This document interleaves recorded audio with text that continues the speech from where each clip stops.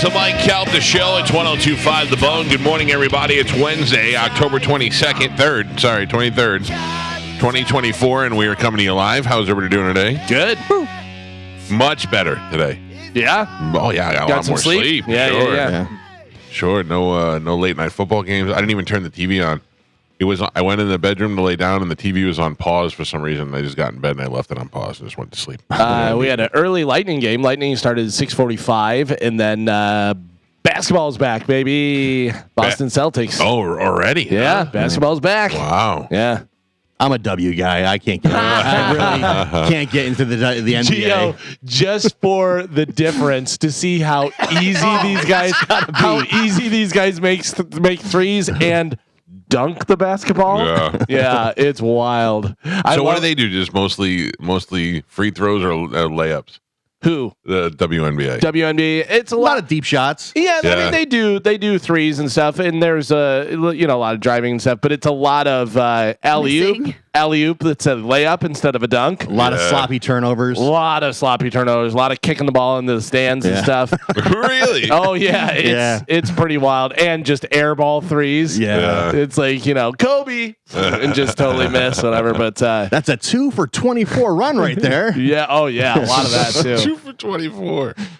I don't know. I'm not against it. I just don't. I don't love really it watch. still, yeah. I like to watch men's basketball just because I don't even care who's playing. Just if you turn on like a Sunday afternoon when there's no football or in between football games or something, and there's a basketball game, I'll watch a couple minutes of it. I think because there was never a Tampa team, I never got in the NBA. No, I never got into the NBA either. Like I don't have a team. I was never a Knicks fan or anything like that. I went, but I did go see the Raptors when they were playing here. Yeah, that was actually pretty cool to watch live. But I don't even know. I couldn't name anybody on the team. Yeah, I've never been to a Magic game. I've been to a Magic game. College basketball I've been to. I grew up in Illinois, and I grew up during the Jordan era, so we used to go see the Bulls play all the time, which was fantastic. Yeah, it was awesome. And then my dad, for his birthday one year, we went over to New Orleans and saw Yao Ming in his rookie year. Saw the Rockets play over there, and it was a blast. Drew had a hookup at the Magic because he used to work there, right? And he's like, if you need tickets, whatever. So when we had like 2 weeks off at Christmas, and I said, maybe I can get some tickets over there, and I'll take my son and my nephews. And we went out there, and I think it was like 4 of us, and I was like, this is great. We're in the fourth row, and we're watching this, and I look over, and they're all on their phones. I'm like, you little dicks, you don't even know what's going on here. Yeah. I'm not taking you jerks anywhere. Yeah, I would say basketball. So number one sport to watch live is hockey. Hockey's the most exciting sport to watch live. I mean, mixed martial arts and that stuff, whatever. But I'm talking like out of the team sports. Yeah, I think that's number one for me. But I would say basketball is probably number 2. Like football's great to go and see, but it is a lot better on TV. Yeah, they cover so much more. You feel like I went to go see a Heat game. Was my first live basketball game besides the Harlem Globetrotters. And I sat in one of those like folding chairs in the front row. Oh yeah. But you feel so little, like there's giants over there. But one basketball player, you're like, oh, he's tall. But 12 of them, you're like, holy cow. We used to go see the DePaul Blue Demons play all the time, the college. But I knew all of those players, and I would get their autographs and stuff. And yeah, it was crazy. I drove by Tropicana Field yesterday. Oh yeah, that is insane to see. Were you assessing it to see? Yeah. You know what I thought would be cool, but not for any nefarious reasons. It would just be cool to fly my drone in there. Yeah, because you could fly it right through the roof inside. It would probably just be some cool video footage, but I'm sure they don't want you doing that. I drove by it, and you start to see it from miles away. Just what it looks like, and then when you drive past it, you can see all the bottleneck and then the traffic because everybody's like, "Holy cow!" Yeah. And then on the way back, I saw it from a different angle, and it's even worse. Well, it's terrible because like when you're going across the Howard Franklin, you can see Tropicana Field from way in the distance. I wonder what it looks like now. I didn't remember going over the Howard Franklin Bridge because a lot of times. Do you remember that movie Contact with Jodie Foster? Yeah. And they built this. They had instructions from aliens to build this machine that would transport you. Anyway, they sent them a schematic and they built it. And then the machine got destroyed by a protester. And lo and behold, they had a second machine. And when they show you the second machine, you just come upon it. They're flying in a helicopter and they just look out and there it is. And that's kind of what I think about when I look at Tropicana Field, because you don't know what that is. It looks so space-like when you don't know what it is. So I drive over the bridge and I would always look at it and think of that movie Contact. And God damn it, if I didn't get on that bridge and forget to look over and check it out. But when I got close to it, I drove all the way down there, and it's pretty insane. It's like. Looks like when they kept showing the New Orleans Dome. What's that thing called? The Superdome, yeah. During Katrina. Oh, yeah. Because even though that wasn't destroyed, it was still the focus. Remember a couple years ago, the Vikings, their dome, the snow. Remember it collapsed? Oh, yeah, it collapsed. And the roof came in and all the all the snow poured in. Yep. So that's similar. I'm assuming Except it's kind of the same thing. They only had to fix one panel. Yeah. Well, I think they were getting rid of that. They were building a new one anyways. Really? Yeah. Of course, I have nothing to complain about in the hurricane. I'm so grateful that we had a couple of trees and all that. But let's just for a second, if I can be a baby, shut up. The one thing that got destroyed was the highest screen.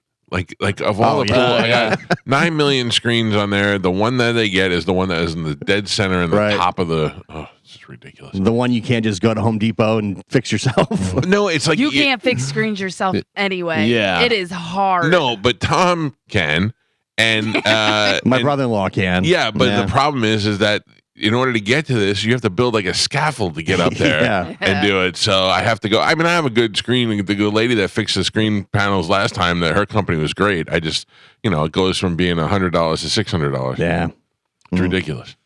I mean, I'm sorry to the women who listens to the show whose tree is still in her living room. I'm not complaining. My top screen over my pool.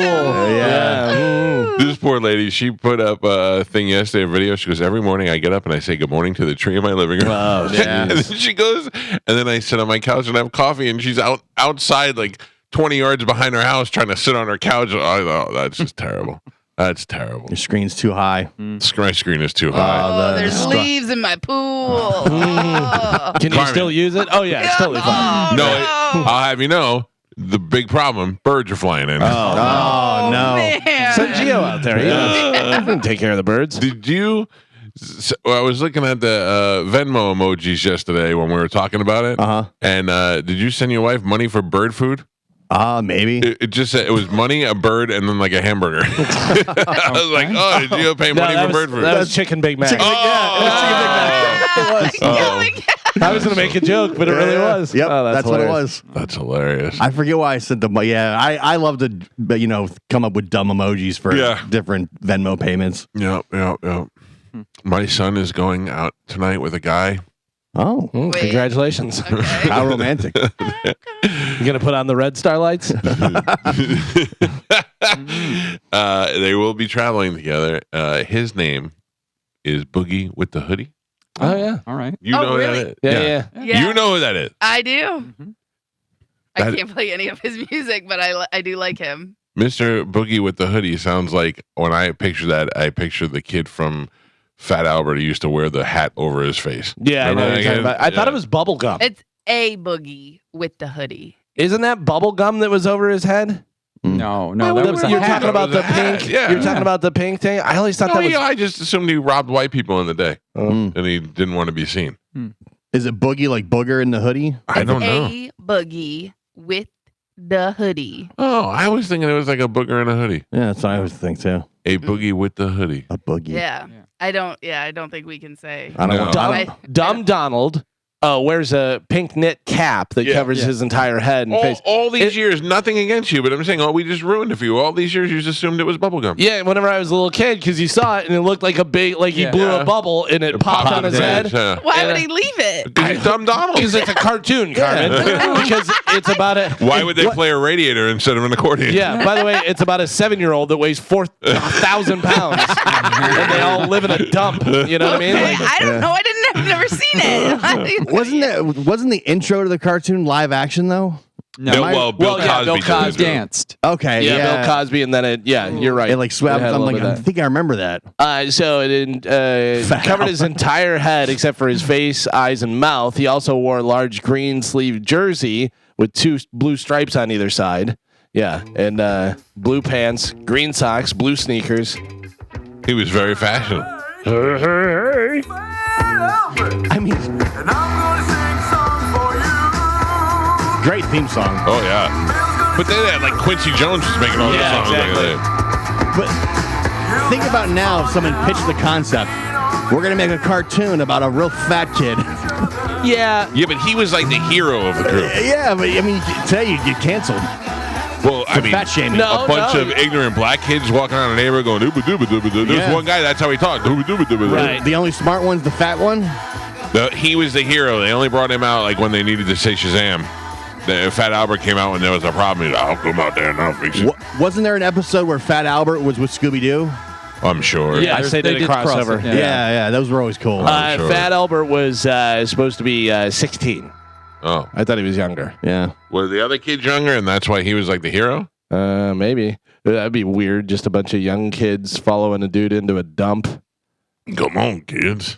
I remember Fat Albert. Pull that bubble gum over your face. Fat Albert met Scooby-Doo, and then the Jetsons met the Flintstones. That I remember. And that was like a big deal. That was a big deal, dude. That's like the... Because you got Stone Age and you got Future. Yeah. That was like blowing my... It was like, wow, this is the greatest thing ever. We are still nowhere near the Jetsons. No. Oh, I think we're very near the Jetsons. How? We don't live in space skyscrapers, and we don't have... We live in skyscrapers. But I mean, we have AI. We have all kind of stuff that does stuff for we us. don't have a robot that cooks dinner. Well, you got robots that clean the floors and stuff. And they actually do have robots that make dinner. All you have to do is put in the ingredients, and they'll cook you dinner. Did you see those new robots Elon debuted? Yeah. They can like walk and do all kinds of stuff. Fake. Oh, yeah. There's a person in the voice, but they can still, And we have robots that clean the house, Roomba. Mm-hmm. That's what I just said. I'm talking about Rosie, who rolled around the house and was like, Yeah, a Roomba. Yeah, no. You could talk to Rosie, and she'd give you answers, and she'd then be like, Rosie, I'm hungry, and you open her belly, and there'd be a steak in there. Yeah. Well, apparently you can talk to Roomba, and it will record you. Oh, yeah, sure too. Yeah. But, I mean... We got a lot of stuff. Yeah. A lot of Star Trek stuff. That's true. Your phone is a communicator. Right. Oh, that was Nextel. Yeah. Nextel was definitely Star Trek. Mm-hmm. Do you remember Rich Hall from Saturday Night Live? Do you remember the skit where he went to the grocery store and the doors open automatically because you step on the thing, and then he cut out two of his feet? He like traced his feet and cut it out, and then he could walk around and open any door. Because he had the mat on his shoes. Put it down there. Yeah, do you remember that? No, he was so funny, man. He had such weird things on Saturday Night Live, but it was really funny. He was good. It was funny because when you're in school and they have like the book fair where you can order books, and then they would come a couple of weeks later and be the greatest week ever. But every once in a while, my mother would have money for a book, and everybody always be getting Tales of a Fourth Grade Nothing, and I'm like, Rich Hall from Saturday Night Live wrote a book, and I would just get one of those. But I remember he had a book. I had a couple of books by comedians back in the day. I had a book called Zounds with the Z. Yeah, and it was how to make funny sounds with your mouth. Oh. And the guy who wrote it, the day that it was the day that Disney Hollywood Studios opened. I went there on the opening day, and I just happened to be in Florida with my family at the time. And I went there on opening day, and I saw that guy. And this was years after he wrote that book, and nobody else had the book except for me.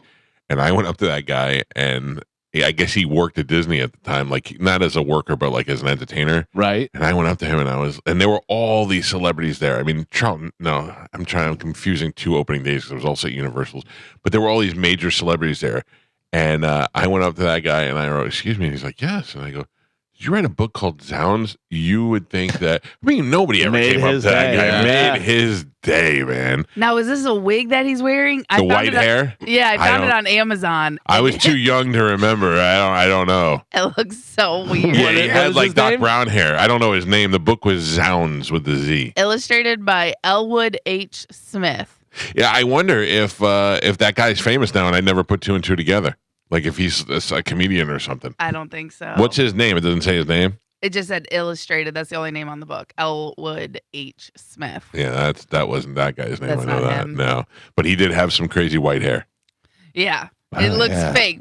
Back, you know what I mean? Yeah. Does it say? I do kind of remember this right. guy. He did something on TV. He may have done stand up. Yeah. Yeah, but what a weird, if you found out he looks like a young Keith Morrison from Yes. Dateline. Yes, he does. Yeah. Keith Morrison kind of looks like he might have got burnt as a child. Frederick R. Newman. No, doesn't even ring a bell. Frederick R. Newman's Zounds, the Kid's Guide to Sound Making. Yeah? Yeah.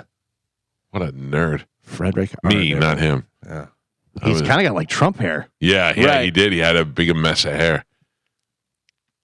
So he was a comedian. Let's see. He's 72 years old now. Oh, man. His wife is Katie Dobbs. I don't know who Katie Dobbs is. But it says, actor, comedian, sound effects. Never quite made it. I don't know what he did at Disney. Former talk show host. Really? Yeah. Yeah, but he's probably talking about public access. Yeah, who knows? He still has the hair. It's still so weird. Is he a 70-year-old man with that hair? Yeah, with white, big hair. Ooh. Yeah, which, by the way, that is real hair, too. Yeah. It's so weird. Wow, he looks a lot more like Keith Morrison now that he's older. Yeah. Wouldn't that be funny if you're like, now he goes by Keith Morrison? Yeah. Had a career change somewhere in the middle? It looks like he did a lot of stuff with that Prairie... Home Companion? Yeah. Where they do all the different sound effects and do all the stuff. He did a lot of like cartoon works too. That would make sense. That's, character voices, Who Framed Roger Rabbit, Grand Theft Auto 2. Harry Charles and the Fleischer Henderson. Was the voice of Roger Rabbit. Right. He might have been in the movie, but I know that. No, I'm saying he. I know that because I also met him that day. Yeah. Yeah, I got his autograph. Oh yeah, Roger Rabbit was says. big. I got Charles Fleischer's autograph, and he draws the C in Charles in the shape of his head, so the autograph looks like him when you make it. Oh, really? Pretty That's cool. cool. Yeah. I lucked out, man. I went to Hollywood Studios on the day that they opened, which was Disney MGM at the time, and then I went to Universal Studios on the day that they opened, and just got to meet everybody. Dude, when this new Epic Universal's new park opens, we got to get there. Well, I think we signed up to do another Disney thing for the holidays too. Universal. Universal, a broadcast for the holidays because they're starting to do that soon. Yeah. He was also on-camera performer. He was co-host from 89 to 93 of the all-new Mickey Mouse Club. Oh, Yeah. well, that makes more sense. Which was 89 to 93. Timberlake and Aguilera. That's probably why he was at that was why he was there. Because they filmed that at MGM Studios when it first opened. Well, we solved it, guys. Yeah. Right. We did it. We're fat out. The case of Fred Newman. Hello, Newman. That guy's for the second time so happy that I mentioned his name. Somebody's going to send this to him. Yeah. Fred, it was good knowing you. Yeah. I mean, think about it. We're talking about 40-something years ago. You know? I still remember all that stuff. And then that I'm trying to think of. So the opening day of Hollywood Studios is hard to remember. I was more excited to meet the guys from Z100 in New York. That was also the day that I met. That was the day that I met Mason Dixon for the first time. Oh wow! They did the show.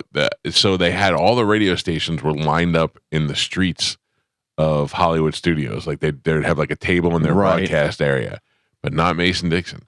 He was inside the radio station that they had there. Of course. And he's not going to be out there in Gen Pop. I'm dying to talk to Mason about this because hold on a second. I got to sign in here because we were walking by and I heard Mason Dixon was being broadcast on the speaker, and he said something about Scott Shannon. We thought Scott Shannon was in there, and Scott Shannon at the time that's a big deal for a New Yorker. And he came out and he was carrying a crate of records, and we went up to him and he was like, "Oh, I got fans," and we're like, "Hey, did you say Scott Shannon was here?" And he was like, "No, Scott's whatever." And we were like, "Oh, okay." When we talked to him, and it took me years and years later to realize that guy that I talked to that day was Mason Dixon. Yeah. I'd never heard Q105 really until at that point he was the guy. Yeah, oh yeah. I mean the guy. Well, sure, he definitely was. Well, I'm the guy, and they never give us the radio station at the Hollywood Studios. No. Oh. Interesting. Universal, they do it though. They like us. Yeah, I think they tolerate us. No, what was that? Was Gil? Yeah, he was great. Fantastic. He was great. Yeah. No, but I'm just saying, I don't think that. I don't know. I believe if they're like, all right, yeah, or we'll take Drew, whatever you guys give us. Yeah. Well, God damn it! We got another. Stand by.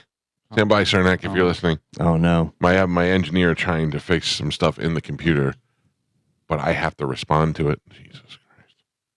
Stand by. Well, at least we're not doing the show right now, so that's good. I know. Yeah. Well, I mean, he's working on it, but I mean, anyway. Galvin. Yes. I will never understand Stuart Copeland's drumming. It's amazing, right? He is, I mean... That thing he does where he lays the stick across the thing, and it's unbelievable. Cross stick. He's like the king of the cross stick. Yeah. It's so funny. Did you watch were you watching Drumeo video yesterday? Yeah. Yeah, so he did a Drumeo video. he really is one of a kind, crazy, and it's so funny because he says it all the time and he laughs about it. That Sting would go, "Can you just play a normal beat? Yeah. Can you just?" Well, he said this is the beat that'll get me on the cover of Modern Drummer. If you can't keep up, that's your fault. Yeah. He's so funny. Well, I saw that video and they said, "Please send this to Galvin." He has not responded yet. Right. Some guy sent me a video the other day. And can I just tell you something real quick? I almost sent you that video so that we could talk about it today, but I didn't want to make you mad by sending it to you. Yeah. Like, I knew you probably saw it, but I wanted you to go, "Hey, why did you say?" I wanted to ask you about this. I get people asking me to send you guys things all the time. Some guy sent me a video the other day of Dave Grohl playing against Animal from the Muppets, which has been out for at least 12 years. Oh, yeah. And he sent it to me, and I just wrote back in bold, I put every period, drum, period, video, period. And he said, "Sorry." And then he sent me another thing. And I Don't you feel bad, though, when they say sorry? You're like, "All right, I know you're not trying to be a dick, but but we've seen them all." He said, "Sorry." And then he sent me another video. I got the protest the other day. A guy said to me, and I'm not quick to block, but I put up the video of the guy golfing, and it's old. It's from America's Funniest Home Video, but it was great. He's golfing in his garage with no ball, and the golf club breaks and jams the window across the street, and it just made me laugh. So I put it up there, and he wrote, "Stop showing us videos that are 10 years old." And I wrote, "No problem, block. No, you never have to see any of them. It's my thing. You're coming to my thing to look at my stuff." That's different. Posting it for everyone to see as opposed to DMing it to someone. Yeah. Because if you post it, then you're just like, "Oh, I saw this." Go on to the next thing, whatever. And it's because they follow you. Yeah. Right. It's when I get a notification and a DM message and I go there and it's, so, "Hey, send this to Mike." I've seen Karen Go ahead, Carmen. I would say sarcasm, because I'm assuming that guy was being sarcastic, like stop showing his videos. Sarcasm does not come across in text. You come across like a jerk off.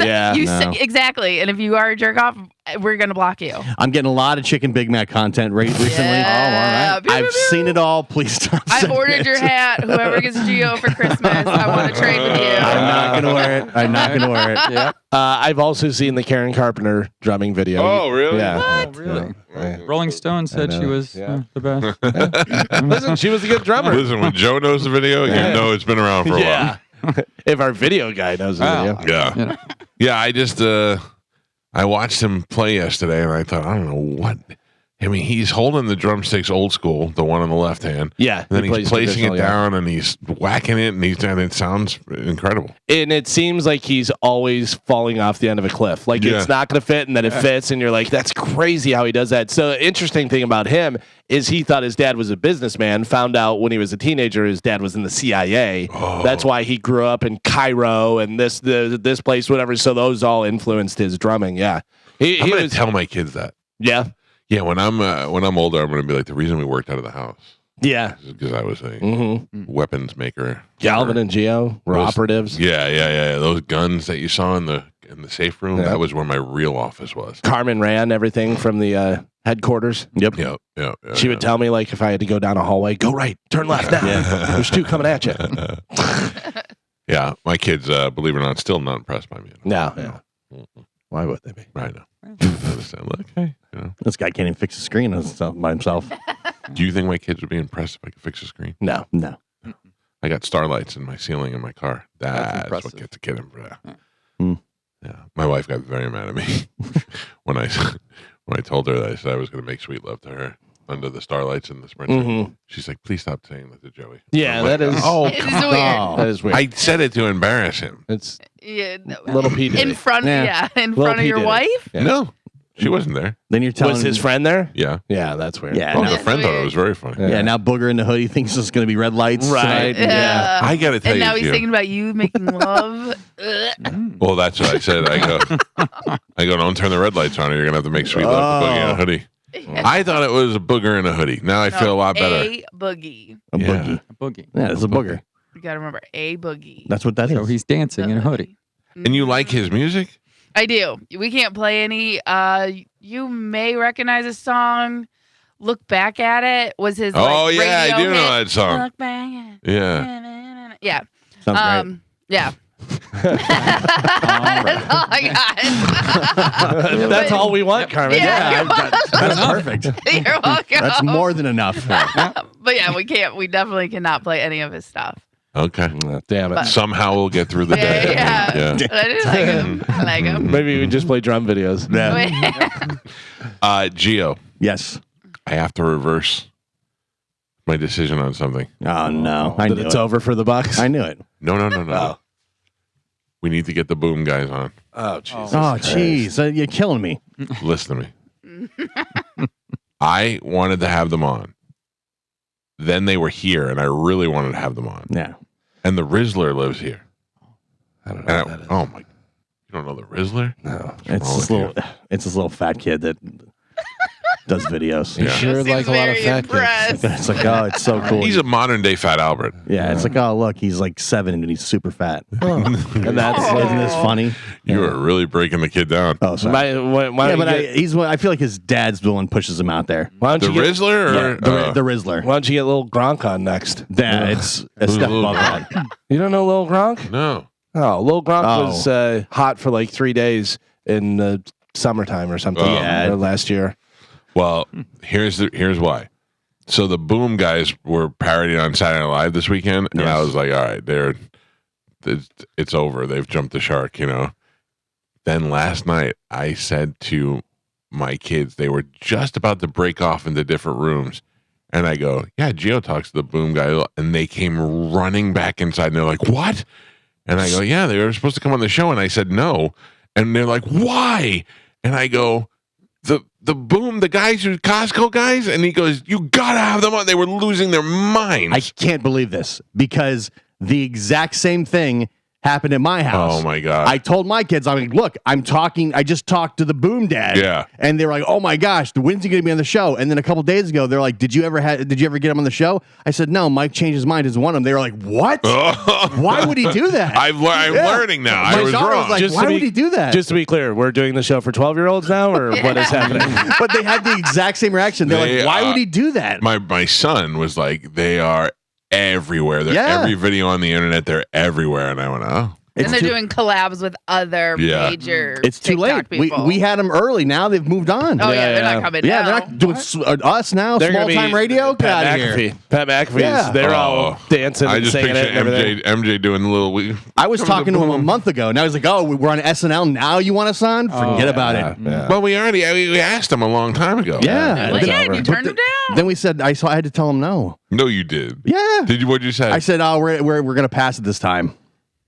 Said no boom. No boom. No boom. Damn it. I'll Call take- us back when your kid has diabetes. Yeah. Oh my. What? That's not happening? Call us back when you're on Saturday Night Live. He's eating double chocolate chunk cookies and forcing Chicken that down with bakes. chicken bakes. Yeah. The double chunk chocolate cookie. Why is that so? I love it. I know, but it's I just I can't figure out what it is. Like I want to punch. I think as much as you guys like it, I hate it 10 times more. Yeah. Yeah. Oh, I don't I'm like with Calvin. it. I hate watching it. The worst part is, so the daughter's in there, and then you get all these creeps in the comments like, "Oh, how about the daughter double chunk on?" I'm like, "Whoa!" Yeah. And people like, "Scumbag, you're putting this That's a publicly." real kid, and yeah. she's a kid. Have you seen Tom Segura whenever they read the comments on different YouTube videos? No. Oh my God. It'll be like a girl that's like 16 years old that does dad jokes, and she couldn't be more all-American, apple pie, just a sweet girl that's doing dad jokes and trying to be funny. That's not funny, but I'd love for you to fart in my eyes. And it is the most. And Tom Segura reads them and he's cracking up. And people have like their public profile. Yeah. Like this girl's like 16, 17 years old. They're like, "God, like you had a double chunk over here on top." I'm like, what is going on? Dude, that's so I funny. got a direct message the other day about Derrick Henry that I cannot say on the air what the guy wrote. And I was like, "You're comfortable?" Yeah, people Just don't. said, Yeah. I don't know this guy. Yeah. I mean, he listens and stuff, whatever, but I don't know him. And he wrote a thing, and I just went, and I was going to write back. I started to write back and go, hey, man, you probably shouldn't say. And I just said, you know what? I don't want my name on Wait, here. what did he say? Oh, you know, Carmen. Something not that Derrick Henry wouldn't be happy about. I can tell you that. Oh. Yeah. I mean, he did compliment him, say that he sure can run. Yeah, but so did Jimmy the Greek. Yeah. Oh. It was, it was just like, really? You're just going to put that out there, huh? That's all right. crazy. All right, Costco guys back in. Back in. Derrick Henry out. Costco guys in. Yes. Can't we just have the double chunk cookies come in or something? Yeah. And the chicken I would bake. eat a chicken bake. We I should would, just yeah. go to What is a Costco. chicken bake? Is it like a stromboli with? It's almost like a hot pocket, Oh, yeah. bigger, Yeah. and it or calzone. I meant.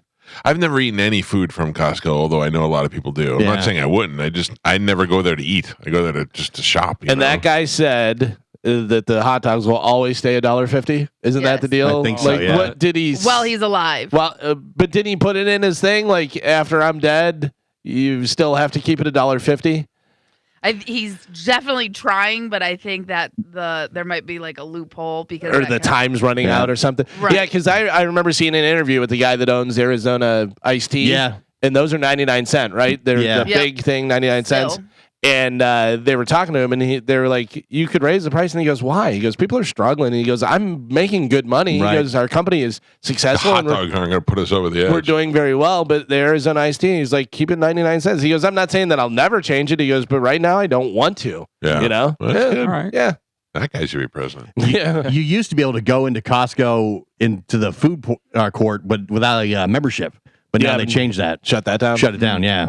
I'm not saying he didn't say this stuff, but the media is full force ahead against Donald Trump just a couple of weeks away from the election. I just want to give you the headline on the Drudge Report today. Oh yeah. It's got a huge picture of Hitler with the mustache and the whole thing, and it says, Trump, quote, Hitler did some good things. I don't know in what capacity he said that. Never is it any good, but if they were like talking about, hey, did you know Hitler saved 3 kids from a boat one time? He did some good things in his lifetime, too. Not promoting Hitler, but I don't know the context. I have no idea. He could have been like Hitler did a good thing by killing all the Jews. I don't know what he said. And then underneath it says, underneath the quote, not in quotes, it says, blame the Jews if I lose. The media full force coming at him right now. Also, top headline, John Kelly says that Donald Trump believes fascism would, quote, work better than American democracy. Like, they are full court press against him right now. It's insane. So John Kelly is the same one that is saying secondhand that Trump said Hitler did some good things. Oh, Jesus. Yeah. He said they used to keep... Isn't John Kelly the same one that said that he said all the people in... all the veterans were losers and stuff? He's Trump's former chief of staff, Yeah. Right. I believe. So he's the one that's saying that Trump said this. And said that he kept Hitler's book by his bedside. Yeah. I can't see at any time in Trump's life where he would think that that's a good idea. But then again, I don't know what he does. Did you ever see, speaking of videos that I'm not going to send you, but we'll talk about them. Yeah. Did you ever see that video of the grandfather that got the kid Mein Kampf? No. Because he said, and Oh, yeah. It was- and he goes, "Why would you get that?" And he goes, "He said he wanted it." And he goes, "Minecraft." Yeah, yeah. Minecraft. You got That's it, a Minecraft. that's a funny video. Yeah. Even if it's fake, that's good. Yeah. All right, let's take a break, get the show rolling this morning. We got Sporkle. Carmen will tell us what we have to give away when we come back, and then we will play to the death next. It's the Mike Calta Show. This is 102.5 The Bone. And that is happening this Sunday. Win. Oh, yeah. It's going to be hard. A must-win with down 2 starting receivers. Oh man. And Falcons played poorly their last outing, so they're going to want to make it up, Sure. and really show it off. Because I think Cousins, it was like the first time he threw for under 200. But they beat yards. us. No. I'm saying the last last game. game. The Yeah. Seahawks kicked their ass. Yeah. So you got Godwin out for the season, and they say Evans may be week 12. Yeah, after So- the bye week. So we're throwing to who? Shepard, Shepard, McCallan, McMillan, and Trey Palmer. I mean, Otten. Otten too, yeah. And get ready for the Rashad White, Bucky, the other guy's name. I forget everybody. I want to call them all. What's his name? The other running back that was NFC Player of the Week 2 weeks ago. Tucker. Sean Tucker. I got a mental block with him. Yeah. I can't get it out. Anyway, that's going to be the plan. That's going to be we have no choice. Yeah.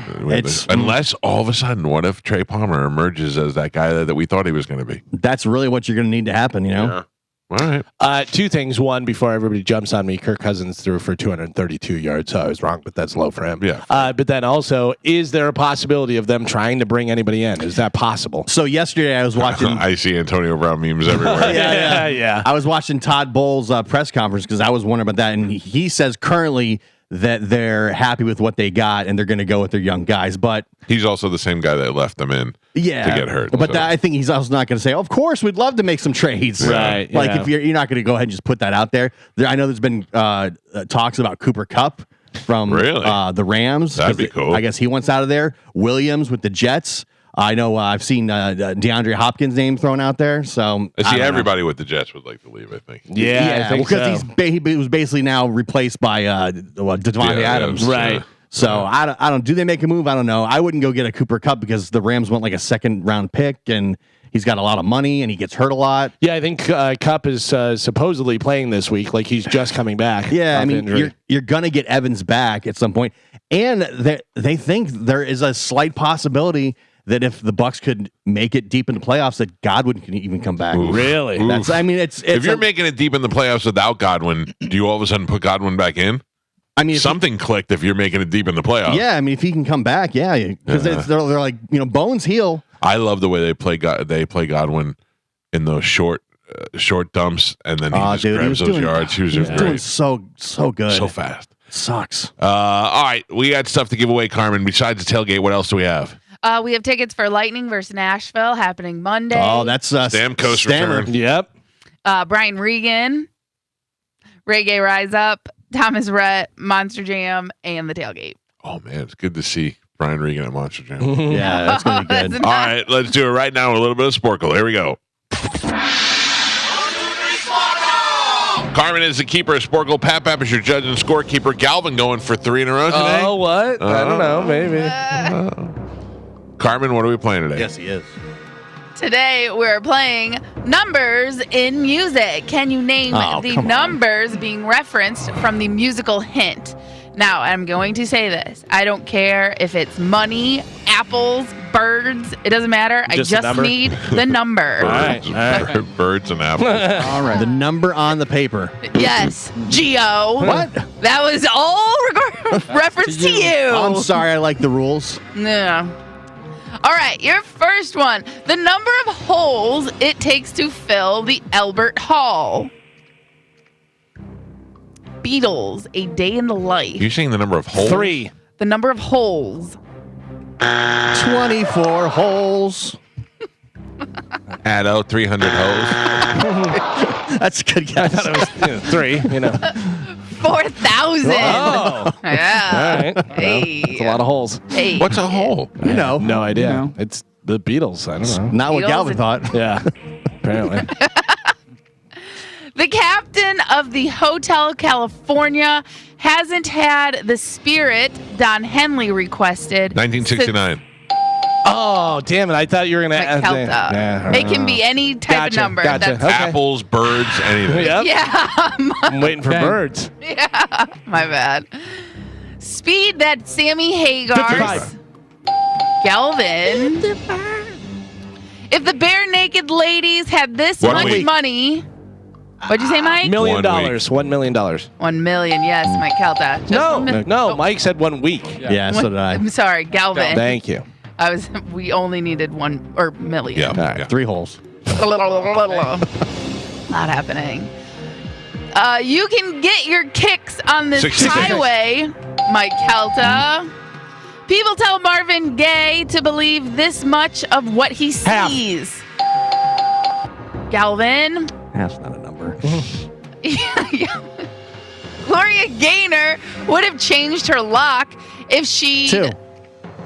if she'd have known you'd be back to bother her for just this many seconds. 5. 1. Yes. I had to sing it in my head.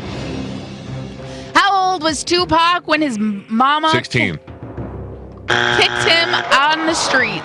13. 17. So So close. All right. A set of 7 digits that Tommy 8675309. My wife would have divorced me if I would have got that wrong. Galvin and Pap. We are halfway there.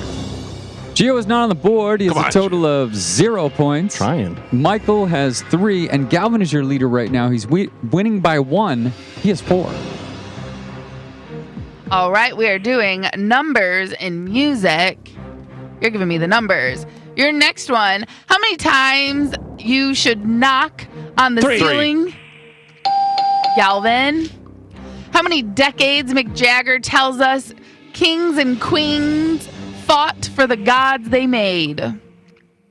10. Gio. The non-ironic number of spoons Alanis Morissette has when all she needs 0. is a knife. 100. 1. 10,000. 10,000 spoons, and all you need is a knife. Isn't that ironic? The number of times Jay-Z can use 99.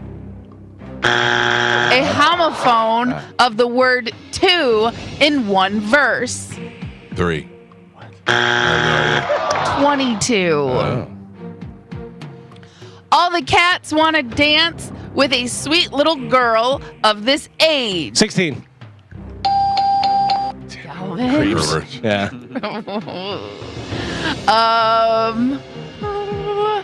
And Pap. Boo. We are on the last 3. Gio has a single point on the board. Thank you. Michael has 3, and Galvin is your leader right now. He's winning with 6. All right, numbers in music, last 3. Here we go. The number of times Sting calls up a woman and asks her to be married. 1,000. 1,000 times Mike. a day. I had to sing it through my. Mike Calta. According to Paul Simon, there are this 50. many. Did I tie it up? No. No, You know this one will more. tie it. Yep. Come I'm on, not gonna Gio. answer. I'm not Gio, gonna action. No. What do you mean? I don't want you to get a rule. So? You gotta play. You gotta play to win. Like he's making a decision to answer or Yeah. not. Yeah. Activated. Whether you like it or not, you're activated. I'm gonna sit this one out. Last one. The pills that mother gives you don't do anything at all. Go ask Alice when she's this many feet tall. 6 feet. 6. Jefferson Airplane, White Rabbit. Come on, you got this. Come on. 12. 11. Gio, no. 10. 11. What an idiot. How do we not have 2 tickets to paradise? I don't know. I was waiting for Christine 16. Easy, I don't know. Was that the bonus or the tiebreaker? No, the tiebreaker was how many to get ready before you go. Cat, go. Oh, Jesus. Elvis One. Presley. 1 for the money. Oh. Blue suede shoes. No. 2. No. 2 to no, get ready. No, Yeah, that's no. 3 no. to get ready. 4. 3. Yeah, 2 3 to get tickets ready. to paradise. was- Come on. I was looking for 3, and I had a backup. All right, go. What's the backup? Let's back up. Flava Flav dialed this number. 911. There you go. Oh, you won 10 points. No, Call that's 911. not. A long time ago. Yep. Wow. Your final score, Gio with a single point on the board, I had 2. Michael with 5, I had 2. and That's Galvin 7. is your triumphant champion today. He won with 6. Kachaya! Woo, woo, woo! Trademark 2024. Very nice. Is it? Yeah, No, it is. Now, I had 2 points. I would like for you guys to sing Here Comes the Boom. And then, Gio, you're going to reference yourself as being Burger Guy. No. And I'm Mike, not. you will reference yourself as a liar. Okay. Here comes a boom. Boom. That's put what it- we do. Oh, wait. Oh, it's not- I'm making a. So do that. Go, Here Comes the Boom. That's what we do. And then make your Okay, liar all right. thing. And then you All do it again. And then you Okay. do Burger thing. Here comes the boom. That's what we do. Here comes the boom. Something. I'm a something. liar too. Here comes the boom. I eat burgers all day. Here comes the boom. Some say that Joe is gay. I'm sorry, Joe. I like it. I thought you were going to do individually. So did I. Yeah. Here You can work on it. I don't like it. It'll get better. You're not supposed to like it. I don't know how it goes, but I don't like burgers. maybe answer more questions and then you don't have to worry about it. I don't want to be. We need to video that. Send it to the Rizzler. Oh yeah. All right, Galvin, what do we have coming up in news? Coming up in news today: trick or cancel, Rat City, and look up Trump, Jamie. All right, Galvin, as your news. We'll get right into that next. Take a quick break. It's the Mike Calta Show. This is 1025 The Bone. I was in Sarasota yesterday. Yeah? What were you doing over there? Went to go see my doctor, Oh, yeah. who gave me my blood work. I have the blood work of somebody who's healthy. Well, something else is not healthy. Oh, yeah, it's lingering. I'm sorry. It's really. I mean, That's 2 days in a row. Well, yesterday was just air. Today's leftover. Carmen, it was just air. just know that you are so lucky right now. Yeah. Yeah. Carmen, I would not fart if you were in here. Wait. I would not. He just Okay, thank you. Yeah, that's- made a noise with his body that I went, oh, God. And then Gio was just like, Jesus. I'm going to be honest with you. That's not safe. It sounded so awkward to me. And then at the last push, kind of hurt a little. Well, Yeah. it's hurts? here for sure. Yeah, it hurt. That should not hurt. Yeah, I know. Something was going on. Alexa, volume 0. Bitch is talking to me all day. Now your blood work might be great, but this is not. I'm sorry. Yeah. I didn't expect that to happen. figure I wouldn't something have. out. I wouldn't have celebrated it like I did. You really were proud. Well, because I felt good for a second. I was like, oh Yeah. God, it cracked. It finally cracked. Well, it's I'm over. sorry. It's over here now. It's lingering. I know. I'm sorry, Joe. I'm very sorry to you. It's all right, You're in the Splash though. canal area. Yeah. Did you see the splash video? Oh, the fat lady. No. The whale oh yeah. took a big crap in the pool Yeah. and then splashed on everybody. No, I did not. Well, yes, I'm sorry. Yes, I did see that. That was good. What I was talking about. Should everybody send it to you if you didn't see it? No. I saw it. yeah. I saw it. He plays drums. No, there was a football game. I don't know whether it was college or pro or whatever, but it was a big lady in the front row and the camera's on her and everyone's cheering and going and stuff. And she's like this and cheering. And then they have, how they have the crawl underneath or they have like different promos come up. A whale jumped up and it had something for Discovery and she's like this, the whale's like this. Oh, it was so unfortunate. It was so unfortunate. I did not see that. Yeah.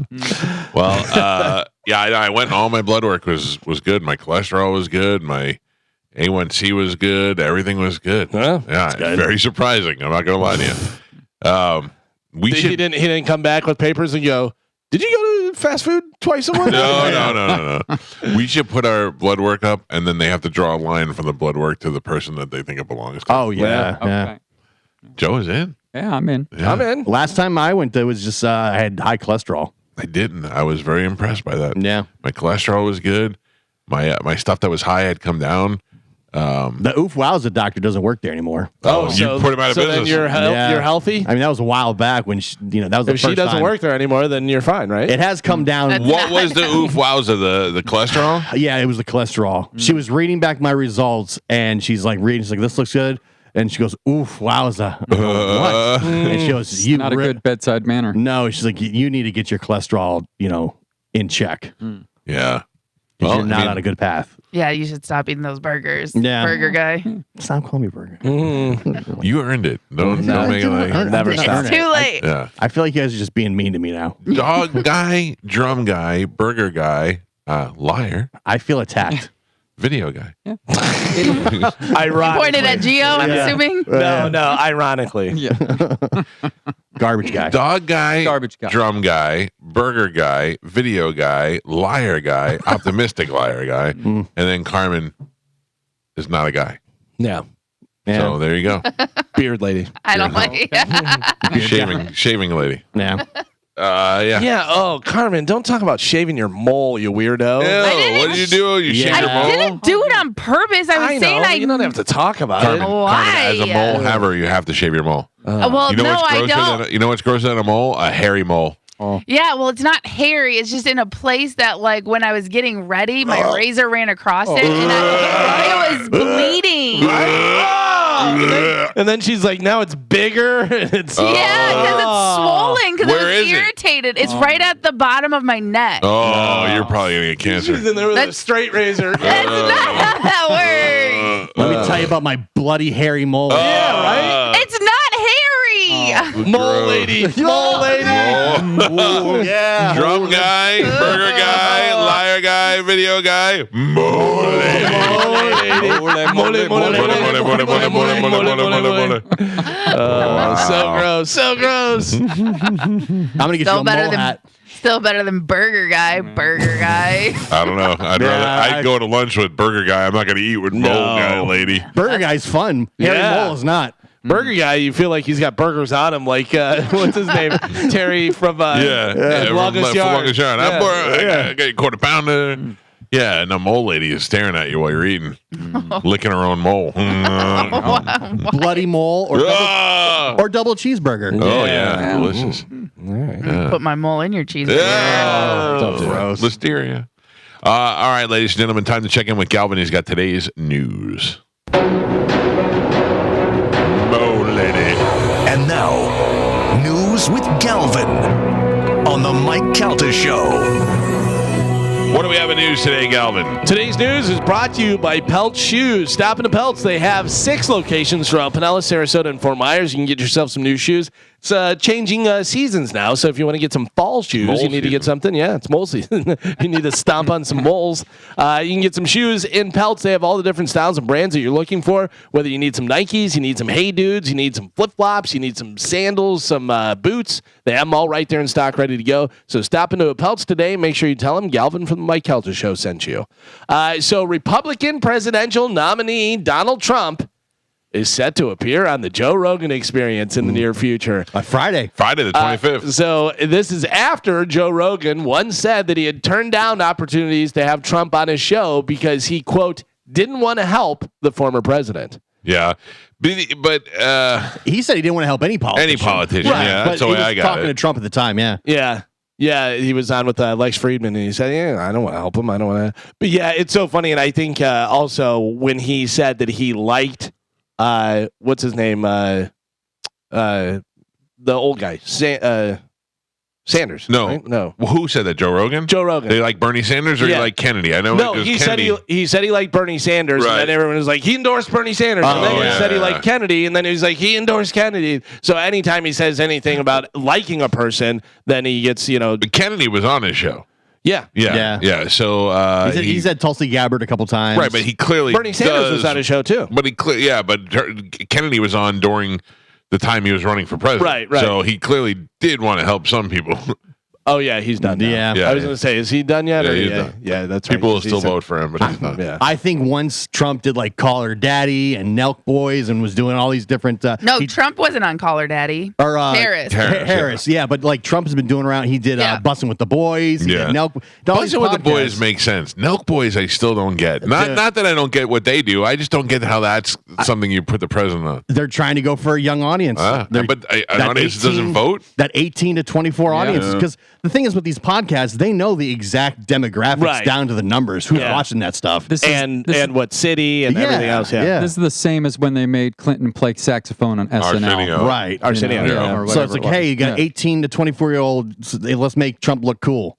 And then we get some votes. I mean, but I think you run the risk of him looking very uncool. That's why I wonder. I think he's going to wind up rambling and be all cuckoo crazy and stuff. By the way, whenever you think about Bill Clinton playing saxophone on Arsenio, what is the first thing you think of? Like, as far as what? Just what comes to your mind. There's something that I always think of. Anytime that is referenced, I think of one certain thing. Is Dennis Miller talking about that and saying about how cool Clinton was that he went on there and played saxophone. He goes, if this guy speaks Spanish, I'm going to lose my mind. I was thinking about Dennis Miller yesterday. Dennis Miller's so Where great. has he been? Yeah, well, Like, he did radio for a while. Yeah. And was doing that, whatever. But I think he's so rich that he doesn't need to do Does anything. he? I thought he was touring not too long ago. I would go see Dennis Miller do stand-up. For sure. Yeah. He is one of my Remember when he was on absolute Monday Night favorites. Football? Yeah. 2 seasons. Yeah. But which was not a bad idea. He just, I don't know. It just didn't, the football crowd didn't like it. It was the same thing with Rush Limbaugh. Don't ask for something and then get mad when they give you what you asked for. Yeah, you know what you're getting. Yeah. You know exactly what you're getting. David Spade was talking about Dennis Miller the other day because Dennis Miller is very influential to him. He was his favorite stand-up. Yeah, I remember. And he wound up opening for Dennis, and Dennis got him on the Young Comedians thing, and then got his foot in the door for Saturday Night Live and all that stuff. So he said, he goes, I love Dennis. Yeah, I think Dennis is great. When Moose and I, when I first met Moose, I used to drive around my car listening to the Off-White album, his comedy thing over and over. I'm sure if you played it now, I could probably start reciting the whole thing. I love the Dennis Miller TV talk show that used to be on. He was great. And that he paid for that black and white special to be shot on film in black and white, and it was way more expensive than anyone else, but it's made it shot different. so well, and it looks like if you watch it today, it still looks great because it was shot on film and on that. But he, I will tell you that out of all the Dana Carvey does a lot of funny impressions and stuff that aren't exactly right, but he is a character. So 80s. It's so stuck in the 80s. But he really nails Dennis Miller. Hey, he really, this guy over here done the, Do you think that Rogan presses Trump on anything, or is just a kiss-ass softball? I think he does press him on things that Trump's ready to talk about. Not like he's not bringing up Stormy Daniels. He's not talking about that. But if he says, but if he'll say, tell me about this, and he says, well, we don't do that. And he goes, well, you kind of did it, but I think he'll do one of those. Also, I think he will press Trump on stuff that he says where he'll go, well, that's not right, and like have Jamie look it up. And, I don't know. I bet he softballs the whole thing. But mostly, and is that bad? He's not. It's against what his podcast always is. But he's not Fox News. He's not CNN. He's his podcast. And you've got what is probably one of the biggest guests that that's going to make you a ton of money. Yeah. Does he want to be the guy that goes down with ruining an election? The thing is, you're going to piss off a whole bunch of people either way. Like 50% of people are going to put Trump on no matter what you do. If I get Trump on the air, right, and Trump says to me, and I'll be honest with you, I don't want to do this either. If I get Trump on the air and I say to him, why did you do this? And he says, well, we didn't do that. And I go, but you did do it. Here it is. Yeah. Well, we didn't. Yeah, you did. And I do that, and I make him look stupid. Now all these Trump supporters, it's not like they're all like, oh, Mike Calta is great. They're like, Mike Calta, why did you do that to Donald Trump? And now I have to worry about those people hating me after Trump is gone. And that's what Joe Rogan has to worry about. You know what I would really like to see is for him to stay away from politics as much as possible and hear stuff about Trump. Like, I'd love to hear about Trump, how he grew up with his father. Sure. And that's what you want from Joe Rogan, to give me a real interview. Right, yeah. And to hear about stuff. Like, I don't really need to know a bunch of political talking points. The same thing you've said on every show. I think that's what we're going to get, though. But you probably, know what? But unless Rogan feels like he did about COVID, like he feels really strongly about an issue, he may choose to bring that up to Trump because it's something he feels strong about. And I would have to imagine that they had to agree, we're not going to go easy, just your talking points. Like, if you're coming on, we're not doing any prep that you're sending us or anything. I'm going to ask questions and you answer them. I would hope, or we don't do it. I would hope that's the case, but I don't know. I don't know. For him being against this for so long, saying I don't want to do politics, I don't want to be involved in politics, to saying yes, something had to happen behind Trump. He met him. Well, also, I think Trump going on all these other podcasts is what's pressuring, because he was on with Andrew Schultz. He's on all these other podcasts, and if you're going to be the podcast, and you're passing on to one of the biggest guests. By the way, whenever Trump was on with Andrew Schultz, and he said, "I'm a fairly truthful guy," whatever, and Andrew Schultz just started cracking up. He's like, "What does that mean? I'm fairly truthful? Everybody's fairly truthful. Nobody's 100% truthful." Yeah. Andrew Schultz dropped off significantly when he used to do those clips on Instagram. They were great. Everybody was like, who's this guy, and he came on so strong, and then they took it and put it on Netflix, and you were like, okay. I think he may have dropped off your radar, but he's still like really big. Well, a couple things is he's huge as far as going, he sells out to huge stadiums, does all that stuff, but as far as your algorithm and all that stuff, they suppress a lot of that. Since he's had Trump on, he's had a bunch of that. He was supposed to film his new special, in the place that he was supposed to film it at, said, I don't think this is a right fit. After, it was done deal, he was in there. It was like next month. he's supposed to go and film at this place, and they're like, we don't think this is the right fit. Oh, the place said yeah, that? the venue. The venue. Yeah. It's like, jeez, what are you doing? But you know what's so funny is that people are like even my wife, when we talk about voting and all that, and I go, it's those kind of reasons that make me want to vote for Trump. Yeah. It's those kind of things that they're kicking Andrew Schultz out of a theater because he had him on the air, or because they don't like his politics. That stuff drives me insane, man. How about this? Speaking of Trump, there is almost a Brady Bunch reunion on CBS. How does that tie in? To Trump? Yeah. Brady. I don't know. I mean, I gotta imagine maybe it's because I'm trying to think of all the people in his family. There was almost a Brady Bunch reunion at CBS, but Susan Olsen, who played Cindy, says it was scuttled because of her politics. Politics? Yeah, she is a she is a libertarian Trump supporter, and the network objected to a bunch of things that she said. So they're like, we're not going to do it. Does anybody want to see a Brady Bunch reunion? No. I mean, I grew up watching that show. I don't want to see it. My son has no idea what it was. Evident by the video I have on TikTok of him watching the intro of it for the first time and just being blown away. But that still goes along the lines of what you just said. Like, you hate people that, like they kicked Andrew Schultz out of that theater because of his politics. Right. They're not going to air this because of her politics. No, but I don't. Yeah, Carmen, I'm with you. I get that, but I don't think that. I don't wonder think it if that mattered. had anything to do with it at all, or did nobody really want to see Was a that Brady just Bunch an reunion? excuse? Yeah, Also, is Florence Henderson still alive or no? I think so. No. I thought she died maybe a couple years ago. I thought she died too. Yeah, let me see. Because I know the father's dead. Greg is still alive. Barry. Florence Henderson died in 2016. Oh, so wow. recent. So it's been a while. No, yeah, I guess. Nobody wants to see a Brady Bunch reunion. You do? Alice, I would dead or watch alive? it. Alice, dead or alive? Oh, Alice. way dead. She's alive. She's 117. Her and Sam still live I together think she somewhere. died first. Sam works at Prime Butcher now. Oh, Yeah, he works up there with Peppy. bringing Alice. I feel like she died in the 90s.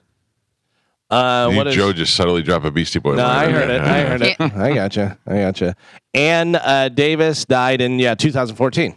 Remember? Did you know? Remember Rock Me Amadeus? Yeah. Yeah. Have you ever heard Rock Me Amby Davis? Nice. When I was a kid, that's a Scott Shannon thing. It was Rock Me Amby Davis. Yeah. So Alice dead, Mike dead, Carol dead. So you just have the kids doing a reunion. And Yeah. really, Weird Bobby that's 6'8".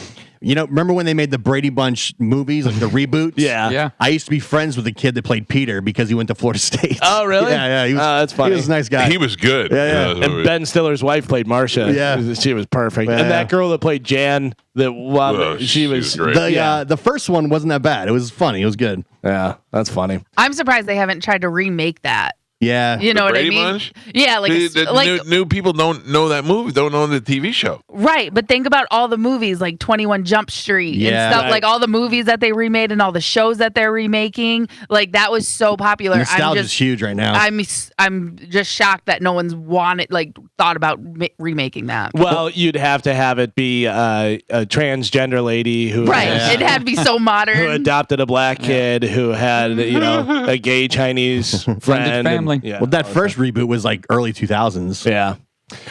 So more politics. Eminem introduced Barack Obama at Kamala Harris rally in Detroit. Weird, right? Like weird I don't know. to think- I love Barack Obama. I would have the opportunity to introduce him. I would have something to do with Barack Obama. Yeah. I do. That's it. I don't introducing Barack Obama, but then he's like stumping for Kamala. Well, yeah, Eminem that's, is and yeah. stuff, and it's weird to think Eminem, who is so controversial, and he's talking about killing his mother. Now he's and we got to politics. burn his albums and stuff. Now people are listening to his political view. It just seems so weird to In me. Michigan, And though, he's also- the guy. Oh yeah, You know? Right, for sure. but also he went into hiding for like 15, 20 years. He Yeah. disappeared. and then you know what? He came back and his beard was weird. Yeah, you know. We do have some video and audio of this is Eminem at Kamala Harris rally. You in take Detroit. shots at Trump. Take a listen. Here we go. I'm here tonight for a couple of important reasons.